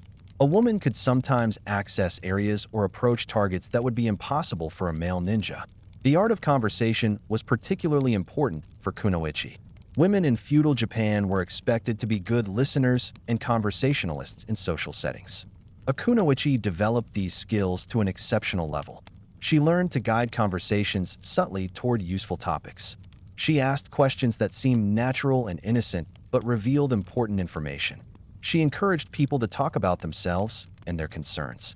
Most people never realized they were being interrogated. Romantic relationships were sometimes part of kunoichi operations, though this aspect requires careful discussion. Some kunoichi formed relationships with targets to gain access or information. However, this was not as common as fiction suggests. Such relationships were complex, risky, and emotionally demanding. They required long-term commitment and created many complications. Most kunoichi work involved more mundane methods like patient observation and casual conversation. Physical combat training for kunoichi differed from male training in some respects. Women generally had less physical strength than men, so techniques emphasized speed, surprise, and targeting vulnerable points. Kunoichi learned to use weapons that could be concealed easily and did not require great strength. Hairpins could become weapons. Fans might have sharpened edges. Small blades could be hidden in various items. The principle was always to avoid fair fights and use every advantage. Poison knowledge was particularly emphasized in kunoichi training. Women had more opportunities to prepare food and drink, providing natural access for poison delivery if required. They learned to identify, prepare, and administer various toxic substances. However, as with male ninja, poison was used sparingly and carefully. The risks and complications often outweighed benefits. Most kunoichi missions succeeded through observation and conversation rather than violence or poison. The network approach was crucial for kunoichi operations. Rather than working alone, female operatives often collaborated. One might work as a servant in a household while another posed as a merchant's wife in the town. They would meet occasionally to share information and coordinate activities. This network approach provided multiple perspectives and reduced the risk that any single operative's compromise would destroy the entire operation. Communication methods for kunoichi had to account for their roles and movements. A servant could not easily leave a household to report information. Instead, kunoichi used various indirect methods. They might pass information through seemingly innocent letters to family members. They could leave messages in predetermined locations during rare trips to markets or temples. They developed codes that looked like ordinary feminine correspondence but contained intelligence reports. The emotional burden of kunoichi work was significant. Living false identities while forming real relationships created psychological stress. Many targets were not evil people, but simply on the wrong side of political conflicts. Kunoichi had to maintain professional detachment while appearing emotionally engaged. This constant management of genuine and false emotions demanded remarkable mental discipline. Family life for kunoichi was complicated. Some never married, dedicating themselves entirely to clan service. Others married within the clan to men who understood their work. Some left active service after marriage and children, though they might take occasional missions that fit with family obligations. The clan generally supported these different paths, recognizing that forcing uniformity would be counterproductive. Training the next generation of kunoichi was primarily the responsibility of experienced female operatives. They taught young girls the specialized skills and knowledge required. This woman-to-woman training created strong bonds and mentorship relationships. It also ensured that subtle aspects of female social behavior and expectations were taught correctly. Male ninja could not effectively teach these elements because they did not fully understand or embody them. The age range for kunoichi operations was broader than for male ninja in some ways. Young women could work as servants or apprentice entertainers. Middle-aged women could pose as merchants' wives or experienced servants in important positions. Older women could serve as religious attendants or advisors. Each age brought different opportunities and different covers. The clan utilized this flexibility strategically. Kunoichi faced specific dangers that male ninja did not. Women traveling alone or in vulnerable positions risked violence in ways that men typically did not. Households where kunoichi worked might restrict their movements more than male servants experienced. If discovered, female operatives might face particular forms of punishment or shame beyond what male ninja risked. These dangers required additional caution and planning. The social position of kunoichi within ninja clans varied. In some clans, female operatives were highly respected for their contributions. In others, they held secondary status despite their important work. Generally, the practical value of their intelligence work earned them respect regardless of broader social attitudes about women. Clans that devalued their kunoichi likely found themselves at a disadvantage compared to those that utilized female operatives effectively. Success metrics for kunoichi missions were similar to those for male operatives. The best outcome was gathering valuable information without detection. If the target never knew they had been compromised, the operation was perfectly successful. This invisibility protected the operative and left the door open for future operations in the same location or with the same target. Physical appearance and its management were important considerations. Kunoichi needed to be attractive enough to fit certain roles without being so remarkable that they attracted excessive attention. They learned to use clothing, hairstyles, and subtle cosmetics to adjust their appearance for different covers. The goal was always to blend in perfectly with whatever role they were playing. The transition out of active kunoichi work happened naturally as women aged or life circumstances changed. Former operatives remained valuable to the clan. They trained younger women. They advised on operations. They maintained safe houses and provided support infrastructure.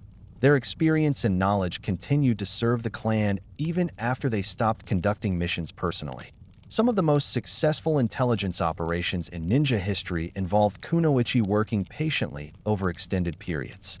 A servant who spent years in a household gained deep knowledge of the lord's personality, habits, alliances, and plans. This information was invaluable for the warlords who employed the ninja clan. While less dramatic than nighttime infiltrations, this patient work often provided more valuable intelligence. The legacy of kunoichi challenges many assumptions about women's roles in feudal Japan. While society imposed many restrictions on women, ninja clans recognized that female operatives could accomplish things male ninja could not. This practical recognition of women's abilities existed alongside broader social restrictions.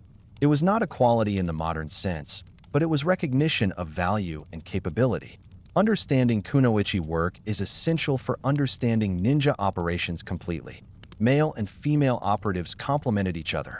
They accessed different spaces, used different methods, and gathered different types of information.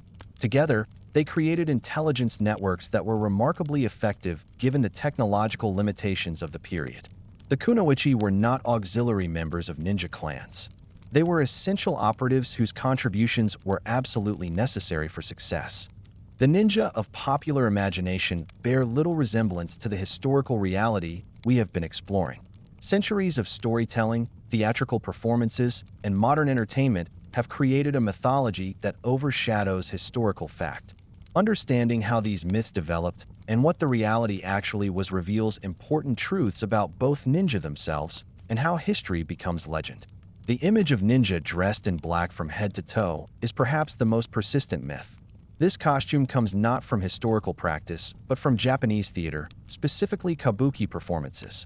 Kabuki theater used stagehands dressed entirely in black to move props and assist actors during performances.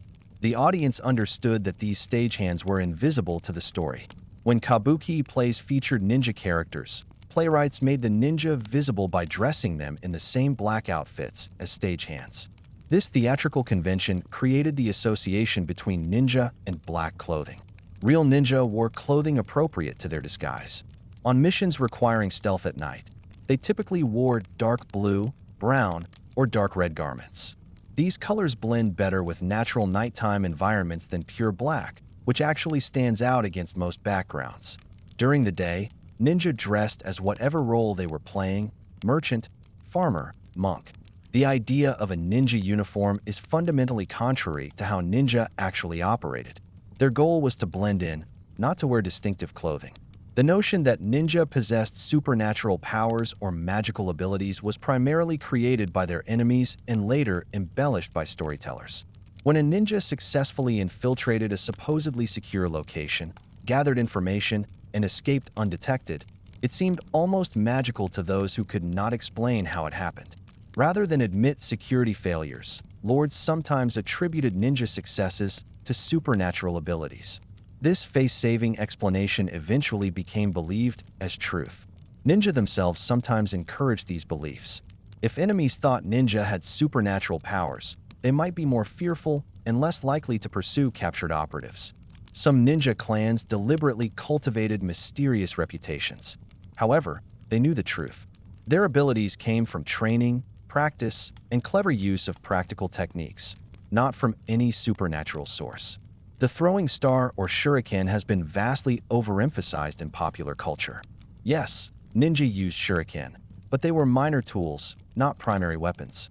Throwing a small metal star accurately requires extensive practice, and even with perfect aim, these weapons rarely caused serious injury. Their main use was as distractions or deterrents. A ninja being pursued could throw shuriken to slow pursuers without stopping to fight. The weapon was real, but nowhere near as important as movies suggest. Similarly, the ninja sword has been mythologized beyond recognition. The straight-bladed, short sword that ninja carried was practical and functional, but not magical or especially powerful. It was shorter than a samurai sword because that length was more useful in confined spaces. The construction was simpler because ninja needed affordable, replaceable weapons rather than treasured heirlooms.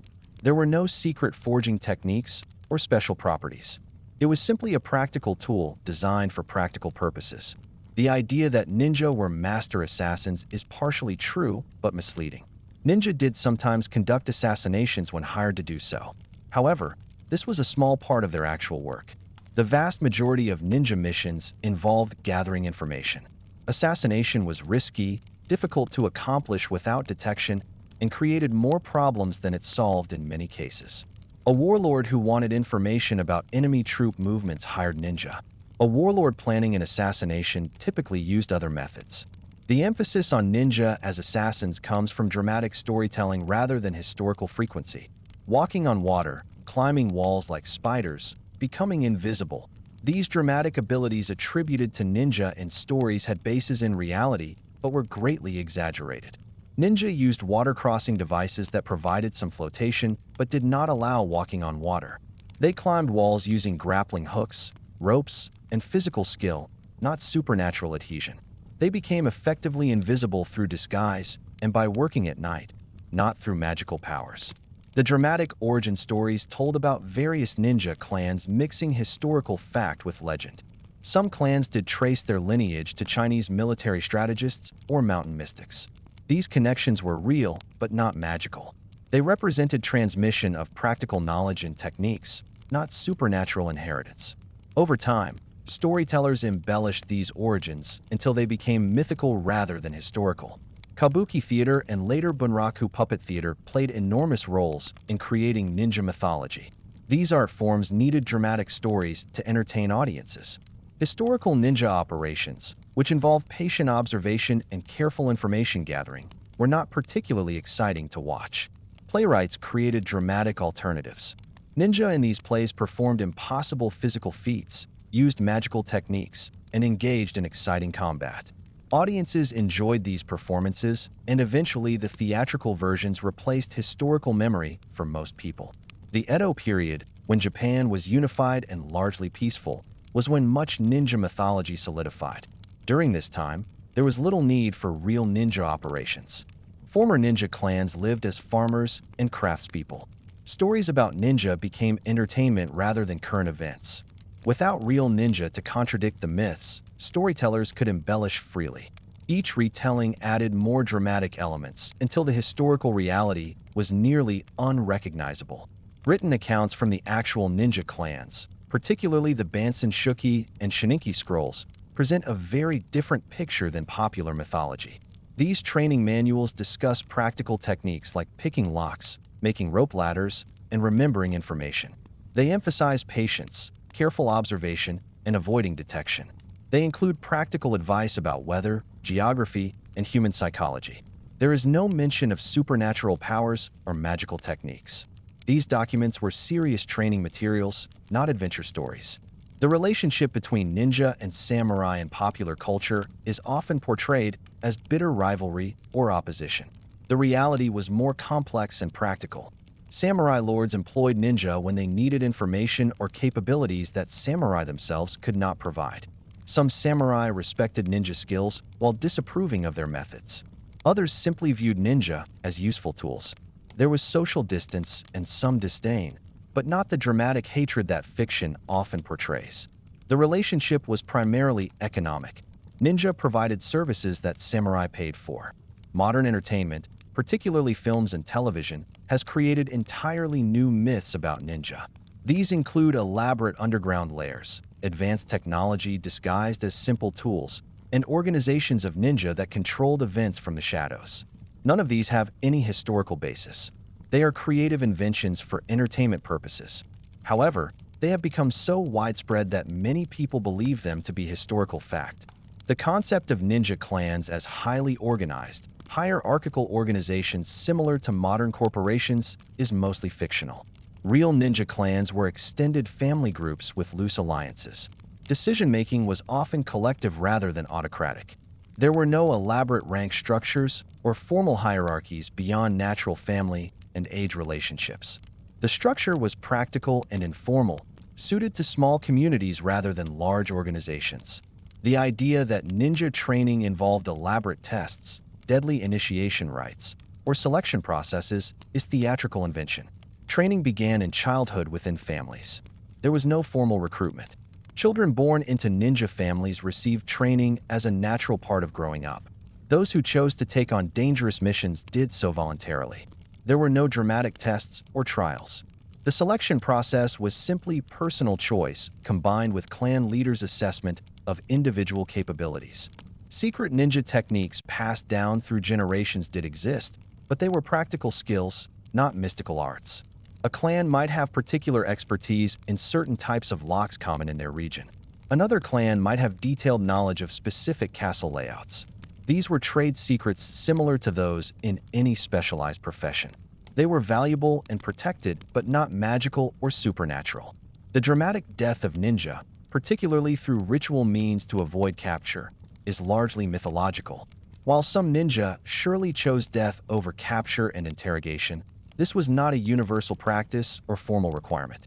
Most ninja tried very hard to avoid capture, and if caught, they typically attempted escape or endured whatever punishment came. The romantic notion of ninja preferring death to dishonor comes from mixing ninja history with samurai codes of conduct, which were different value systems. Written records from the periods when ninja were active rarely mention them at all. This absence from contemporary accounts makes sense given that ninja operated secretly. However, it also contributed to mythology. Without solid historical records, storytellers filled the gaps with imagination. The silence of contemporary sources allowed legends to flourish unchecked by documentary evidence. Archaeological evidence about ninja is similarly sparse. Few artifacts can be definitely identified as ninja tools because most equipment was ordinary items used in unusual ways. A rope is just a rope unless you know it was used by a ninja for infiltration. This lack of physical evidence allows continued debate and speculation about what ninja actually used and how they operated. The transformation of ninja from practical spies and scouts into mythological figures reflects broader patterns in how societies create legends. Real events provide the foundation. Theatrical performances add dramatic elements for entertainment. Each retelling embellishes further. Eventually, the mythological version becomes more widely known than the historical reality. This happened with ninja, just as it has happened with many historical figures and events. Understanding the difference between myth and reality does not diminish ninja achievements. In fact, recognizing that ninja accomplished their work through training, intelligence, and practical skills rather than supernatural powers makes their achievements more impressive. They succeeded despite being ordinary humans with human limitations. Their success came from dedication, practice, and clever use of available resources. The persistence of ninja mythology reveals something about human psychology. We are attracted to stories of secret knowledge, hidden powers, and mysterious warriors. These stories satisfy emotional needs that accurate history does not address. The mythological ninja represents something we want to believe exists. People with extraordinary abilities who operate outside normal social constraints. The historical ninja were more ordinary, but ultimately more interesting because they were real.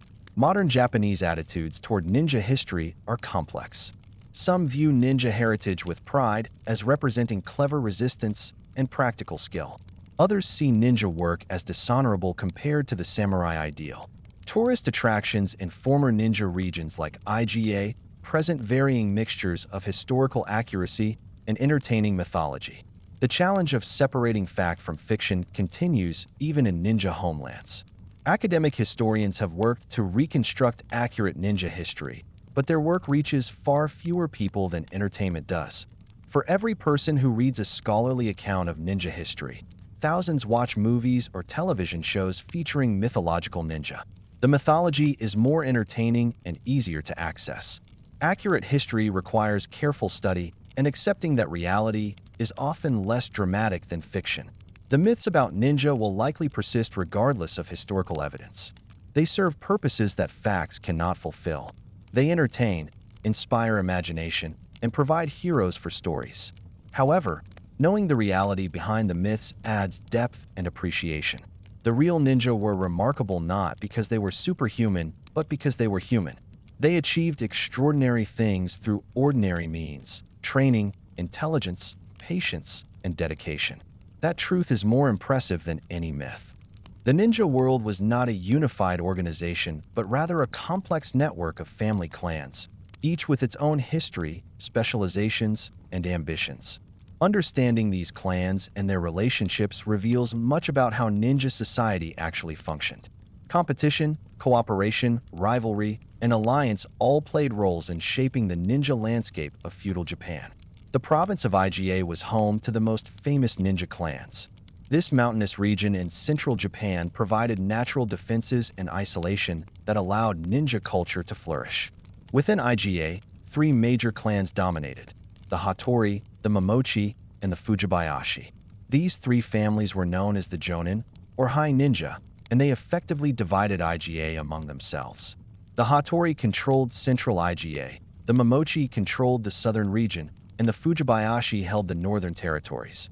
This territorial division was not formalized through official government recognition, but rather through practical control and mutual acknowledgement among the clans.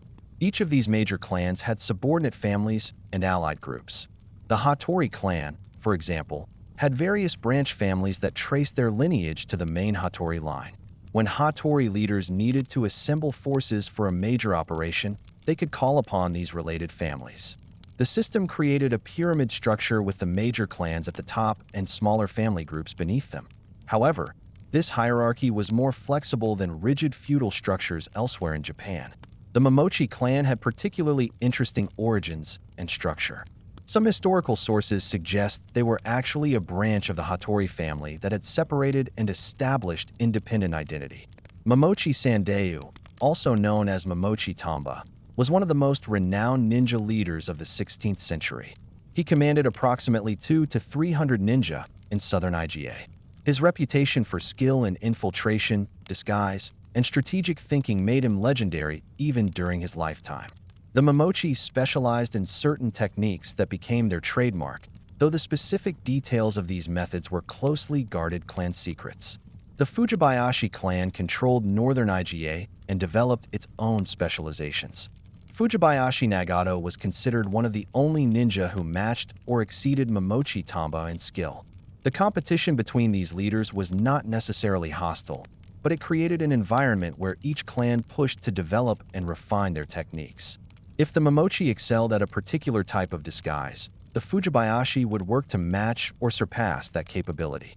This competitive dynamic drove innovation and improvement across all the clans. The relationship among the three major Iga clans was complex. They were simultaneously rivals and allies. When external threats appeared, particularly from powerful warlords seeking to control Iga, the clans united. They formed councils to make collective decisions about defense and strategy. The democratic nature of these councils was unusual in feudal Japan, where autocratic leadership was the norm. Representatives from each major clan and many minor families would gather to debate and decide on important matters. This system required compromise and negotiation skills that ninja developed alongside their espionage abilities. However, when no external threat existed, competition among the clans intensified. They competed for contracts from warlords who needed intelligence services. A wealthy lord seeking information about an enemy might approach multiple ninja clans to see who offered the best combination of capability and price. This created a marketplace for ninja services where reputation and past success determined future employment. Clans that consistently delivered accurate intelligence, and completed missions successfully commanded higher fees and more prestigious contracts. The economic competition sometimes created tensions. If one clan secured a particularly lucrative long-term contract with a powerful warlord, other clans might feel disadvantaged. Resources, after all, were limited. The number of warlords wealthy enough to employ ninja was finite. When one clan prospered, others might struggle. These economic pressures could strain relationships and occasionally led to more serious conflicts. The training of young ninja sometimes involved sending them to live with allied clans for periods. A Hattori youth might spend time training with the Fujibayashi to learn techniques that the Hattori clan had not developed as fully. This exchange of trainees served multiple purposes. It spread skills across clans while building personal relationships between families. A ninja who had trained alongside members of another clan was less likely to view them as complete rivals later in life. Betrayal between clans was rare, but not unknown. If one clan learned that another had taken a contract against a warlord who was also employing the first clan, tensions would arise. Ninja ethics discouraged directly working against other ninja, but the reality of competing loyalties sometimes created impossible situations.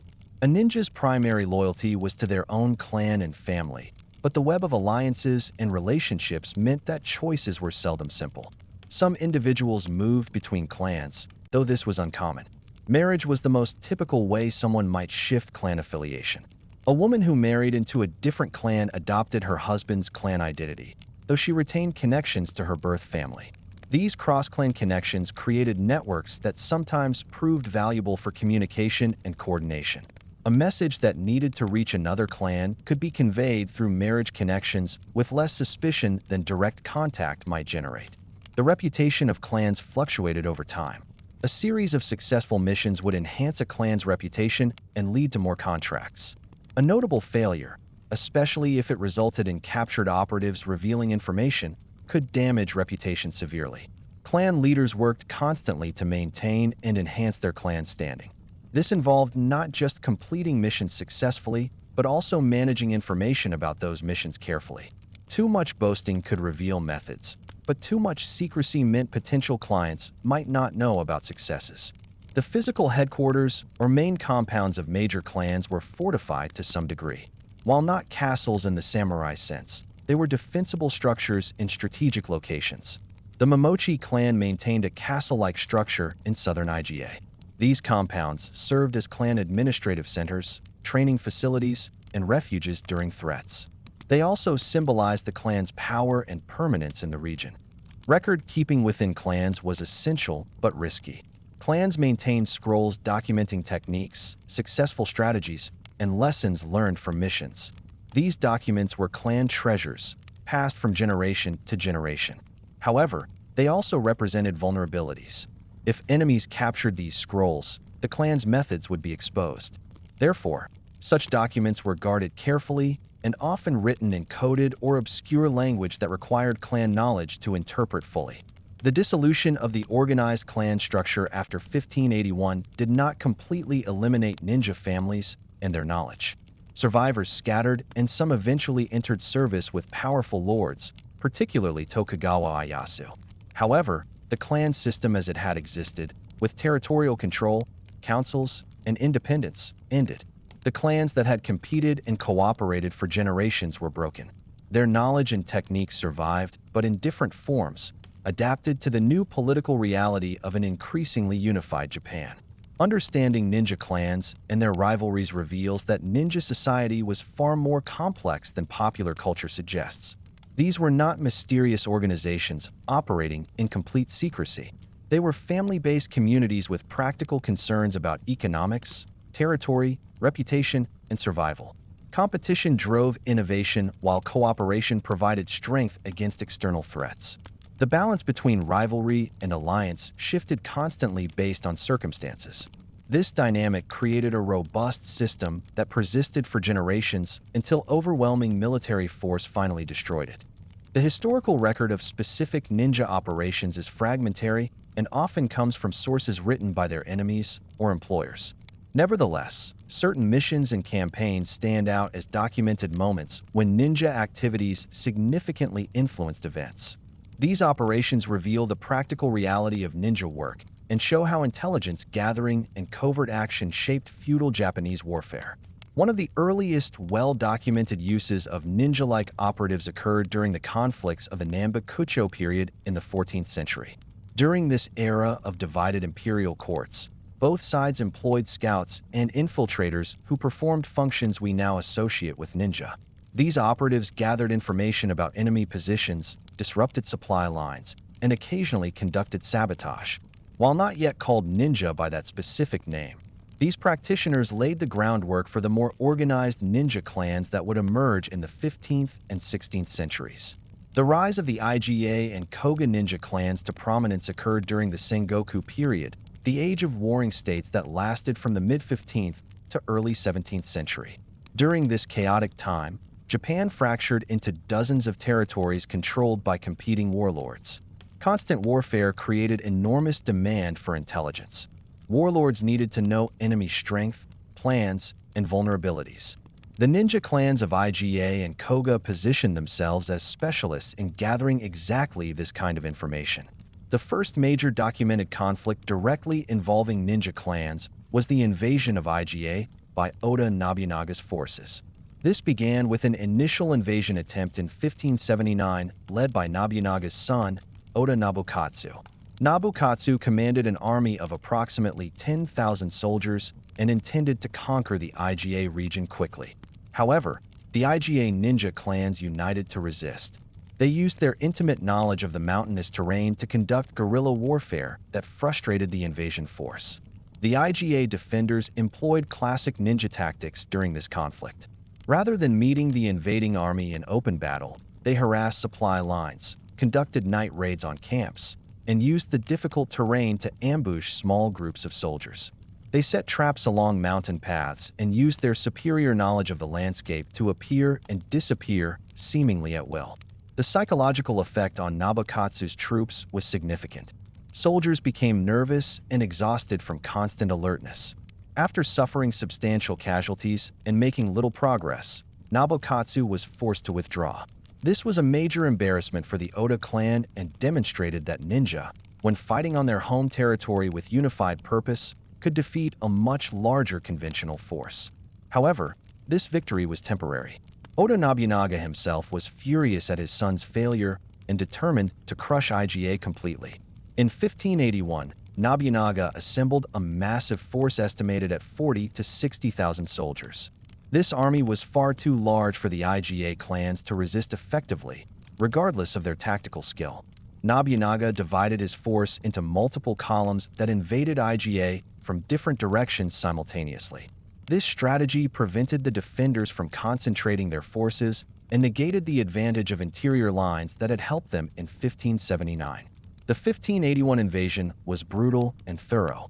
Nobunaga's forces systematically destroyed IGA villages and killed or scattered the ninja clans.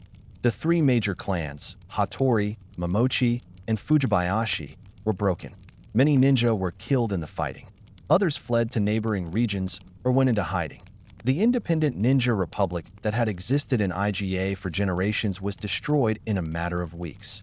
This campaign demonstrated that no amount of unconventional warfare skill could overcome overwhelming conventional military superiority when properly applied.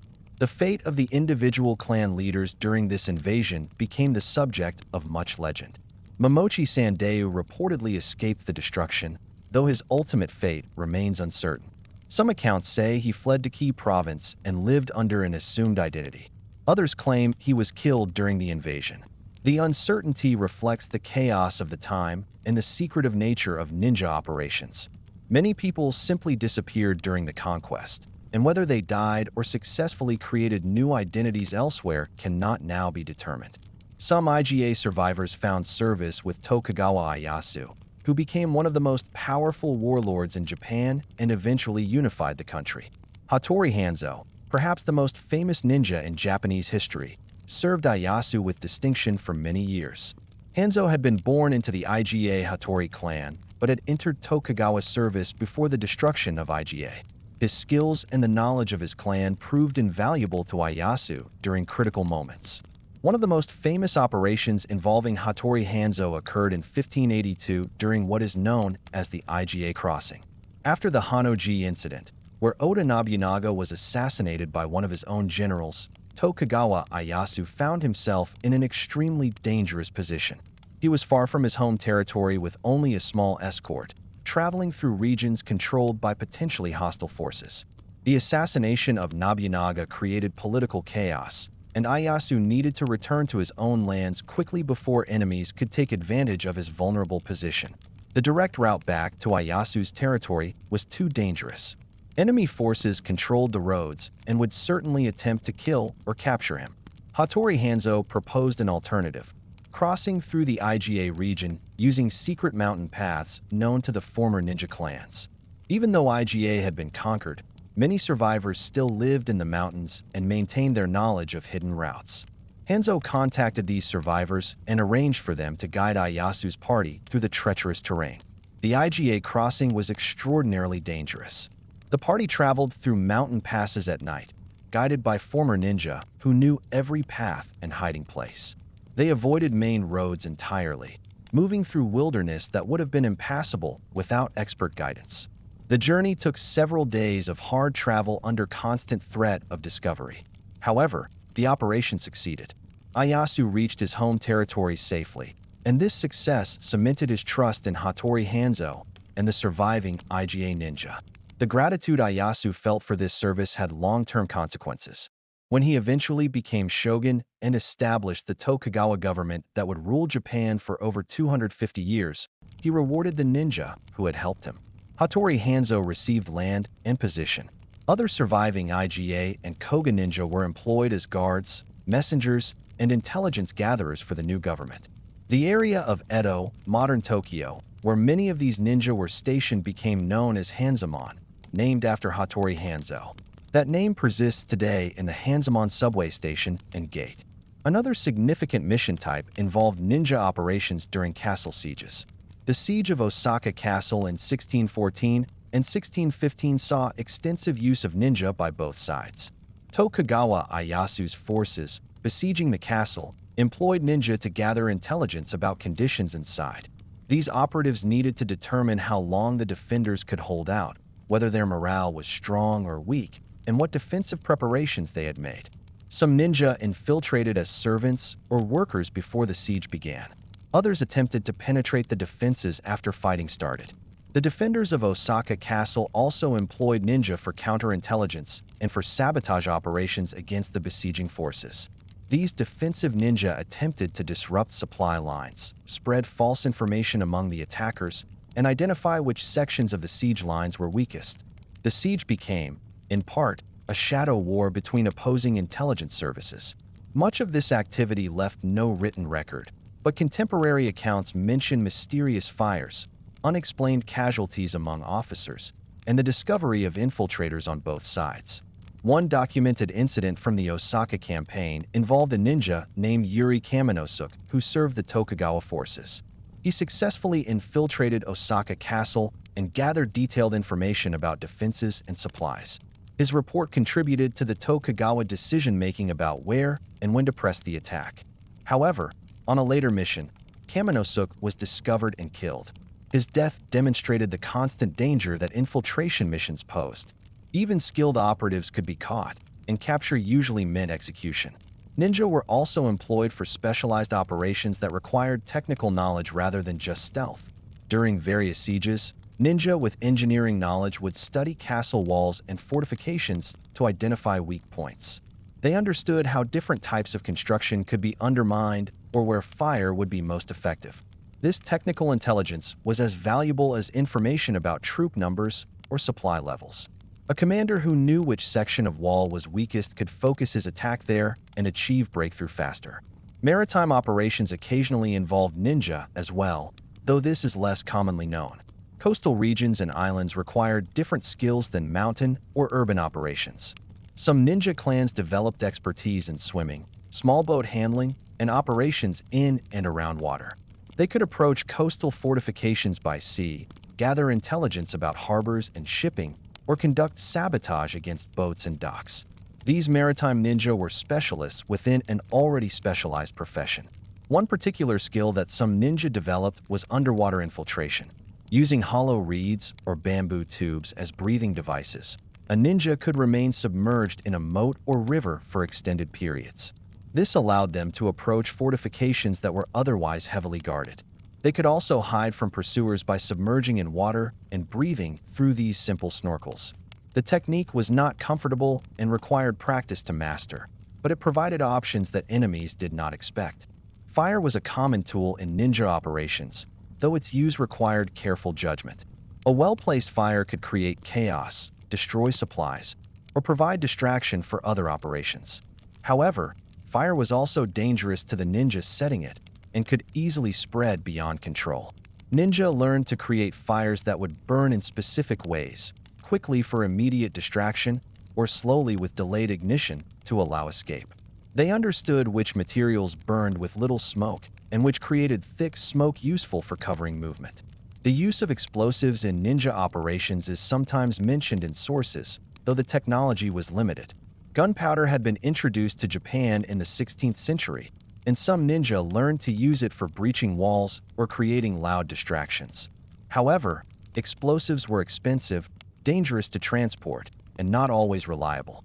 They were used sparingly and only when the mission specifically required them. Most ninja operations succeeded through stealth and intelligence rather than destructive force. Assassination missions, while famous in legend, were actually relatively uncommon in documented ninja history.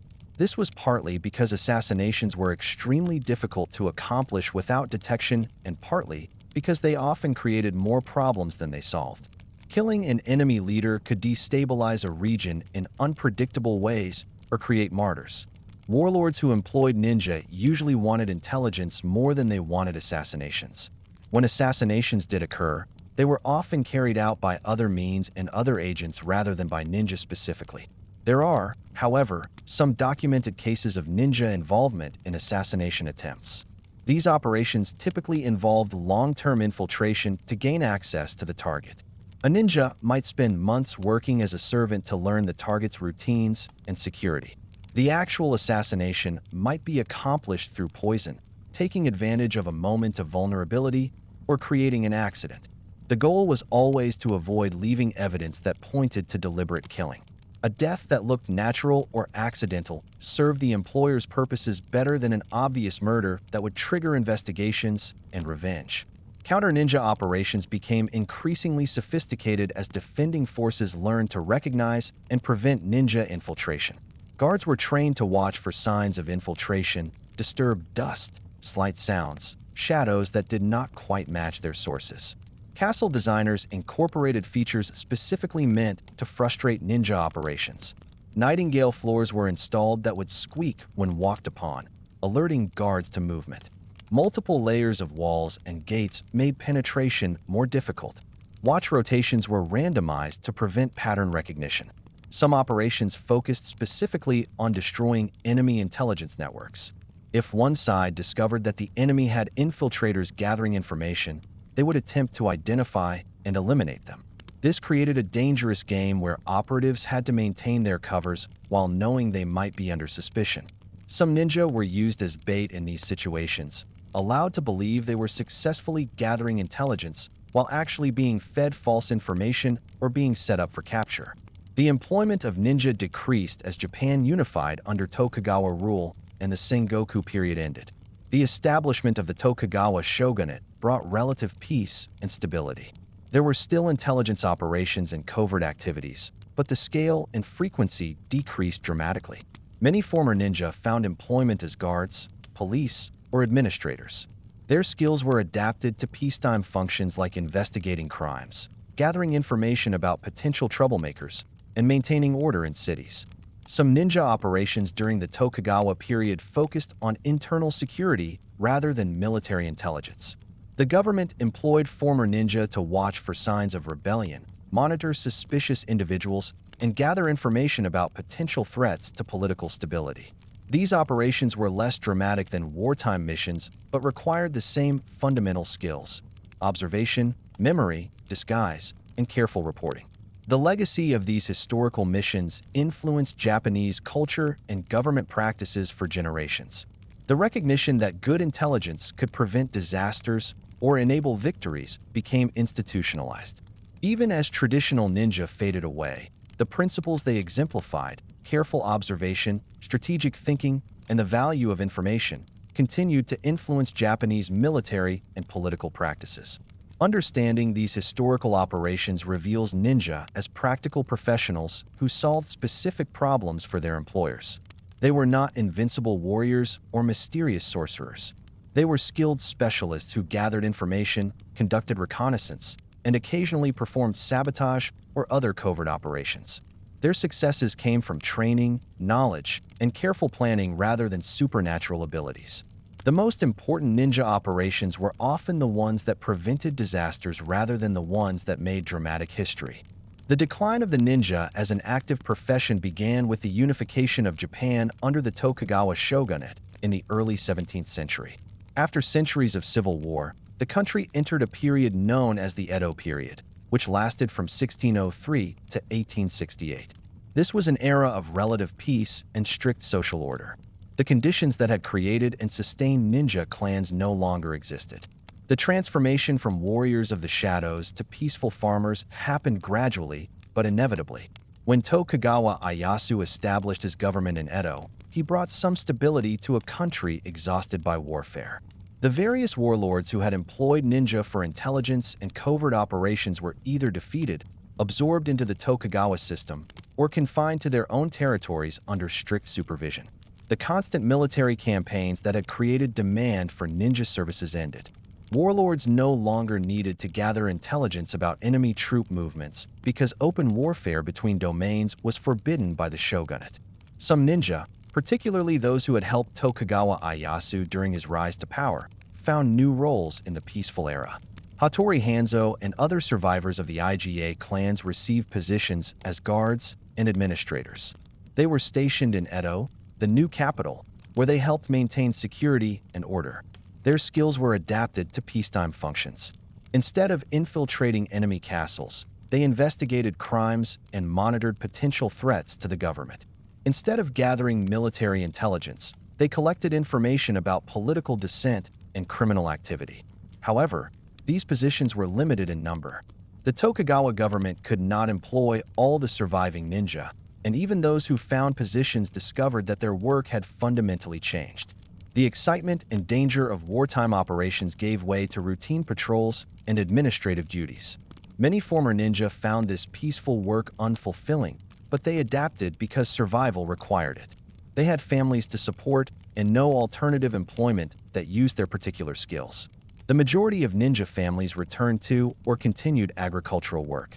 In IGA and Koga, the villages that had been destroyed during Nobunaga's invasion were gradually rebuilt.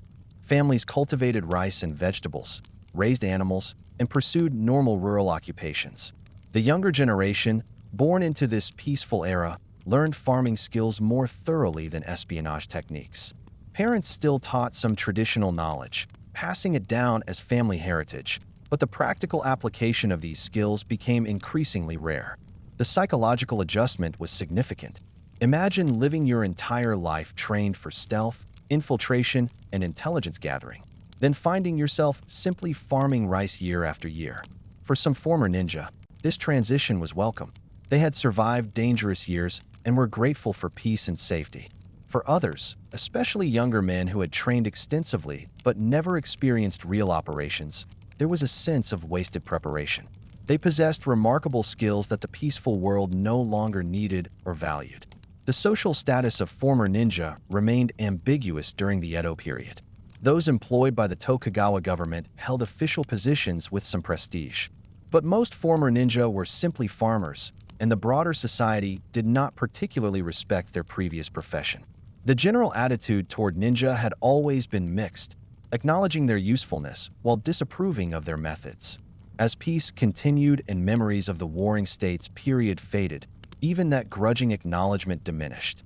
The detailed knowledge and techniques that ninja clans had developed over generations faced a preservation challenge. In the past, these methods were taught actively and used regularly. Skills remained sharp through constant practice and real application. In peacetime, with no missions to conduct, maintaining these abilities became difficult.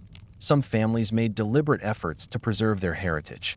They practiced techniques, maintained training scrolls, and taught children even though practical application seemed unlikely. Other families let the knowledge gradually fade, focusing instead on skills relevant to their current lives. Two important documents from this period provide windows into ninja techniques and philosophy. The Bansen Shuki, compiled in 1676, and the Shininki, written in 1723, are training manuals that recorded ninja knowledge. These texts were created specifically because the authors recognized that traditional oral transmission was failing. As older practitioners died and younger generations showed less interest, the risk of losing accumulated knowledge became real. These manuals covered topics like infiltration methods, disguise techniques, observation skills, and the use of various tools. They are practical guides rather than mystical texts, focusing on real techniques that could be taught and learned.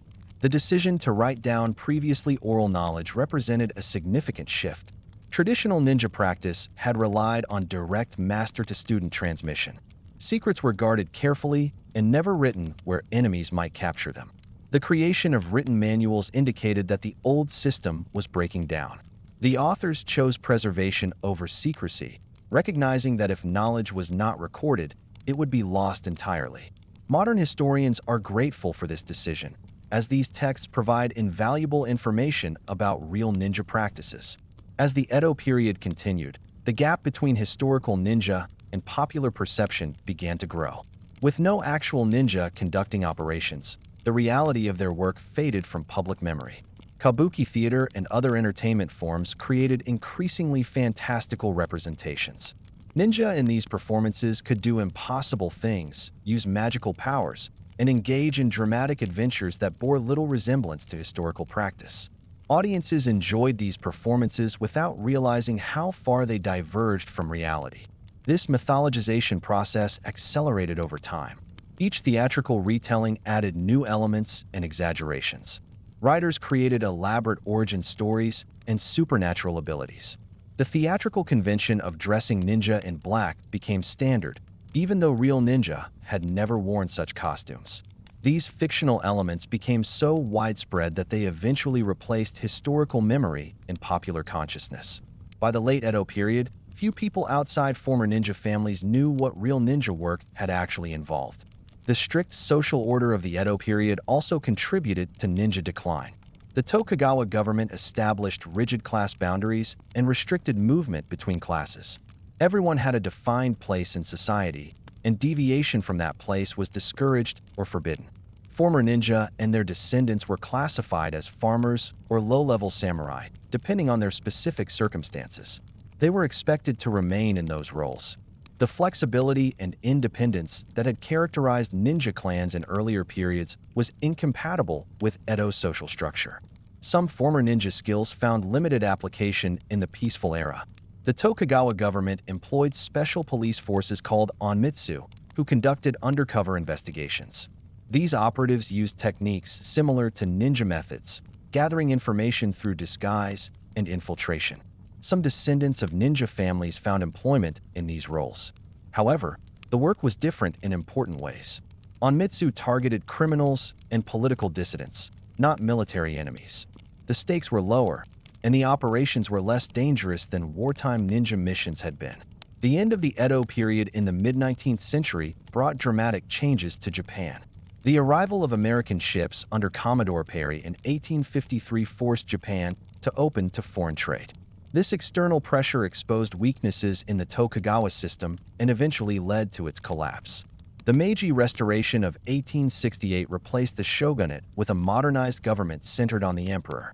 Japan rapidly transformed from a feudal society to a modern nation-state.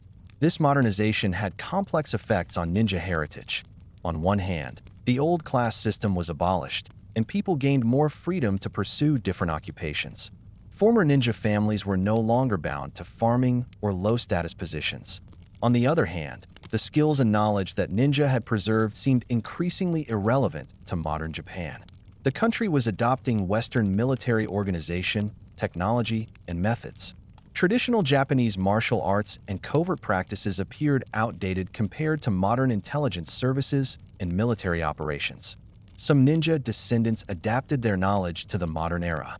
The Japanese military and intelligence services that developed during the Meiji period drew on traditional concepts of espionage and information gathering. While the methods became modern, some underlying principles traced back to ninja practices. The recognition that intelligence was crucial to military success, the understanding of how to cultivate information sources, and the importance of careful observation all had roots in ninja tradition, even if the specific techniques changed completely. The 20th century brought renewed interest in ninja history, though often in distorted forms. As Japan modernized and westernized, there was also a counter-movement that romanticized traditional Japanese culture. Ninja became symbols of a uniquely Japanese approach to warfare and strategy. However, this romanticization often emphasized mythological elements rather than historical reality. Ninja were portrayed as mystical warriors with supernatural abilities, which was more appealing to modern audiences than the truth of patient farmers who occasionally conducted intelligence missions. World War II and its aftermath disrupted traditional communities throughout Japan. Many rural villages, including those in Iga and Koga, saw young people leave for cities or military service. The continuity of local traditions weakened significantly. After the war, during the American occupation and subsequent Reconstruction, Japan focused on economic development and modernization. Interest in historical martial traditions declined as the country rebuilt and transformed itself into an economic power. The revival of interest in ninja during the late 20th century came primarily through popular culture rather than historical scholarship. Martial arts films, comic books, and later video games featured ninja characters with extraordinary abilities.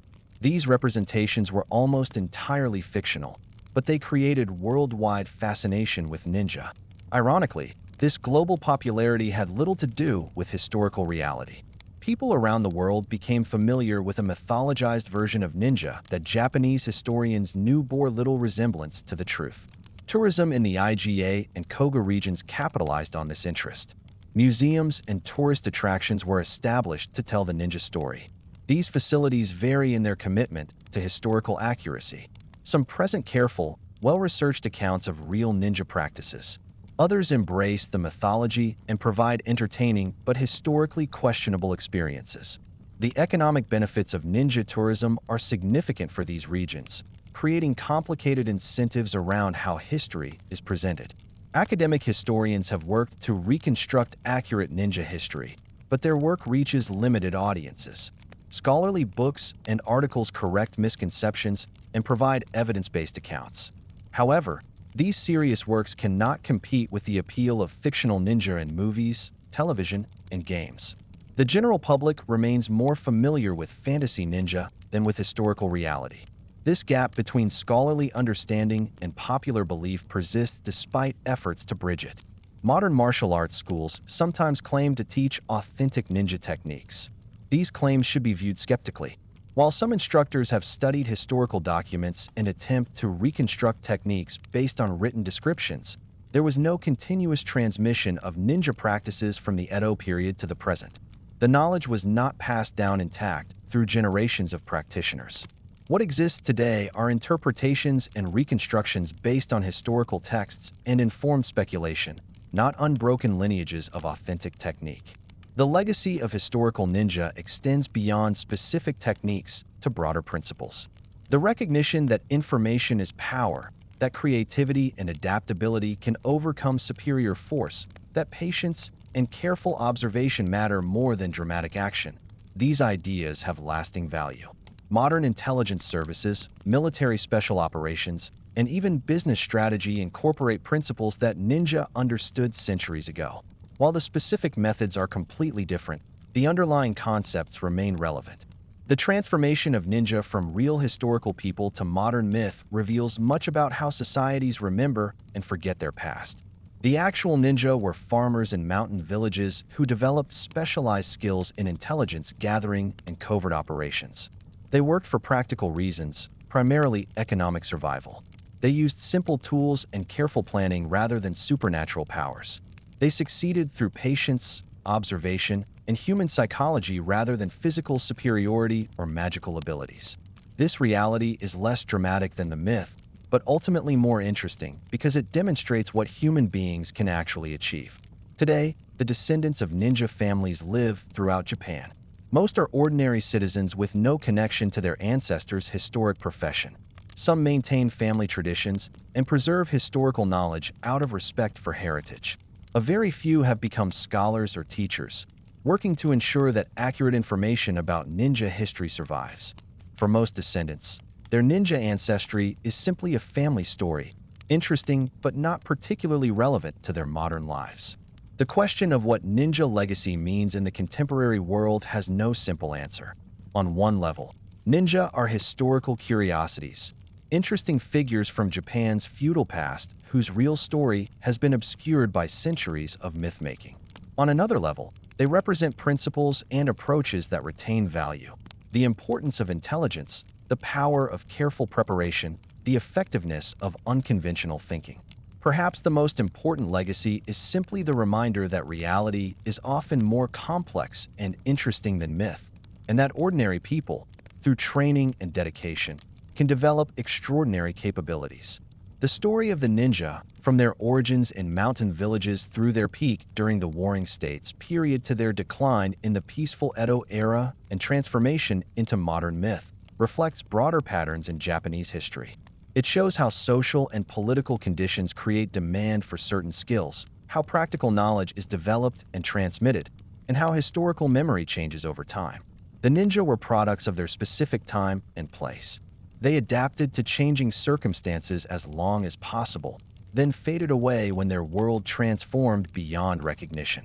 What remains is a mixture of fragmentary historical evidence, a few preserved documents, local traditions of varying reliability, and a global mythology that has taken on a life completely separate from historical truth.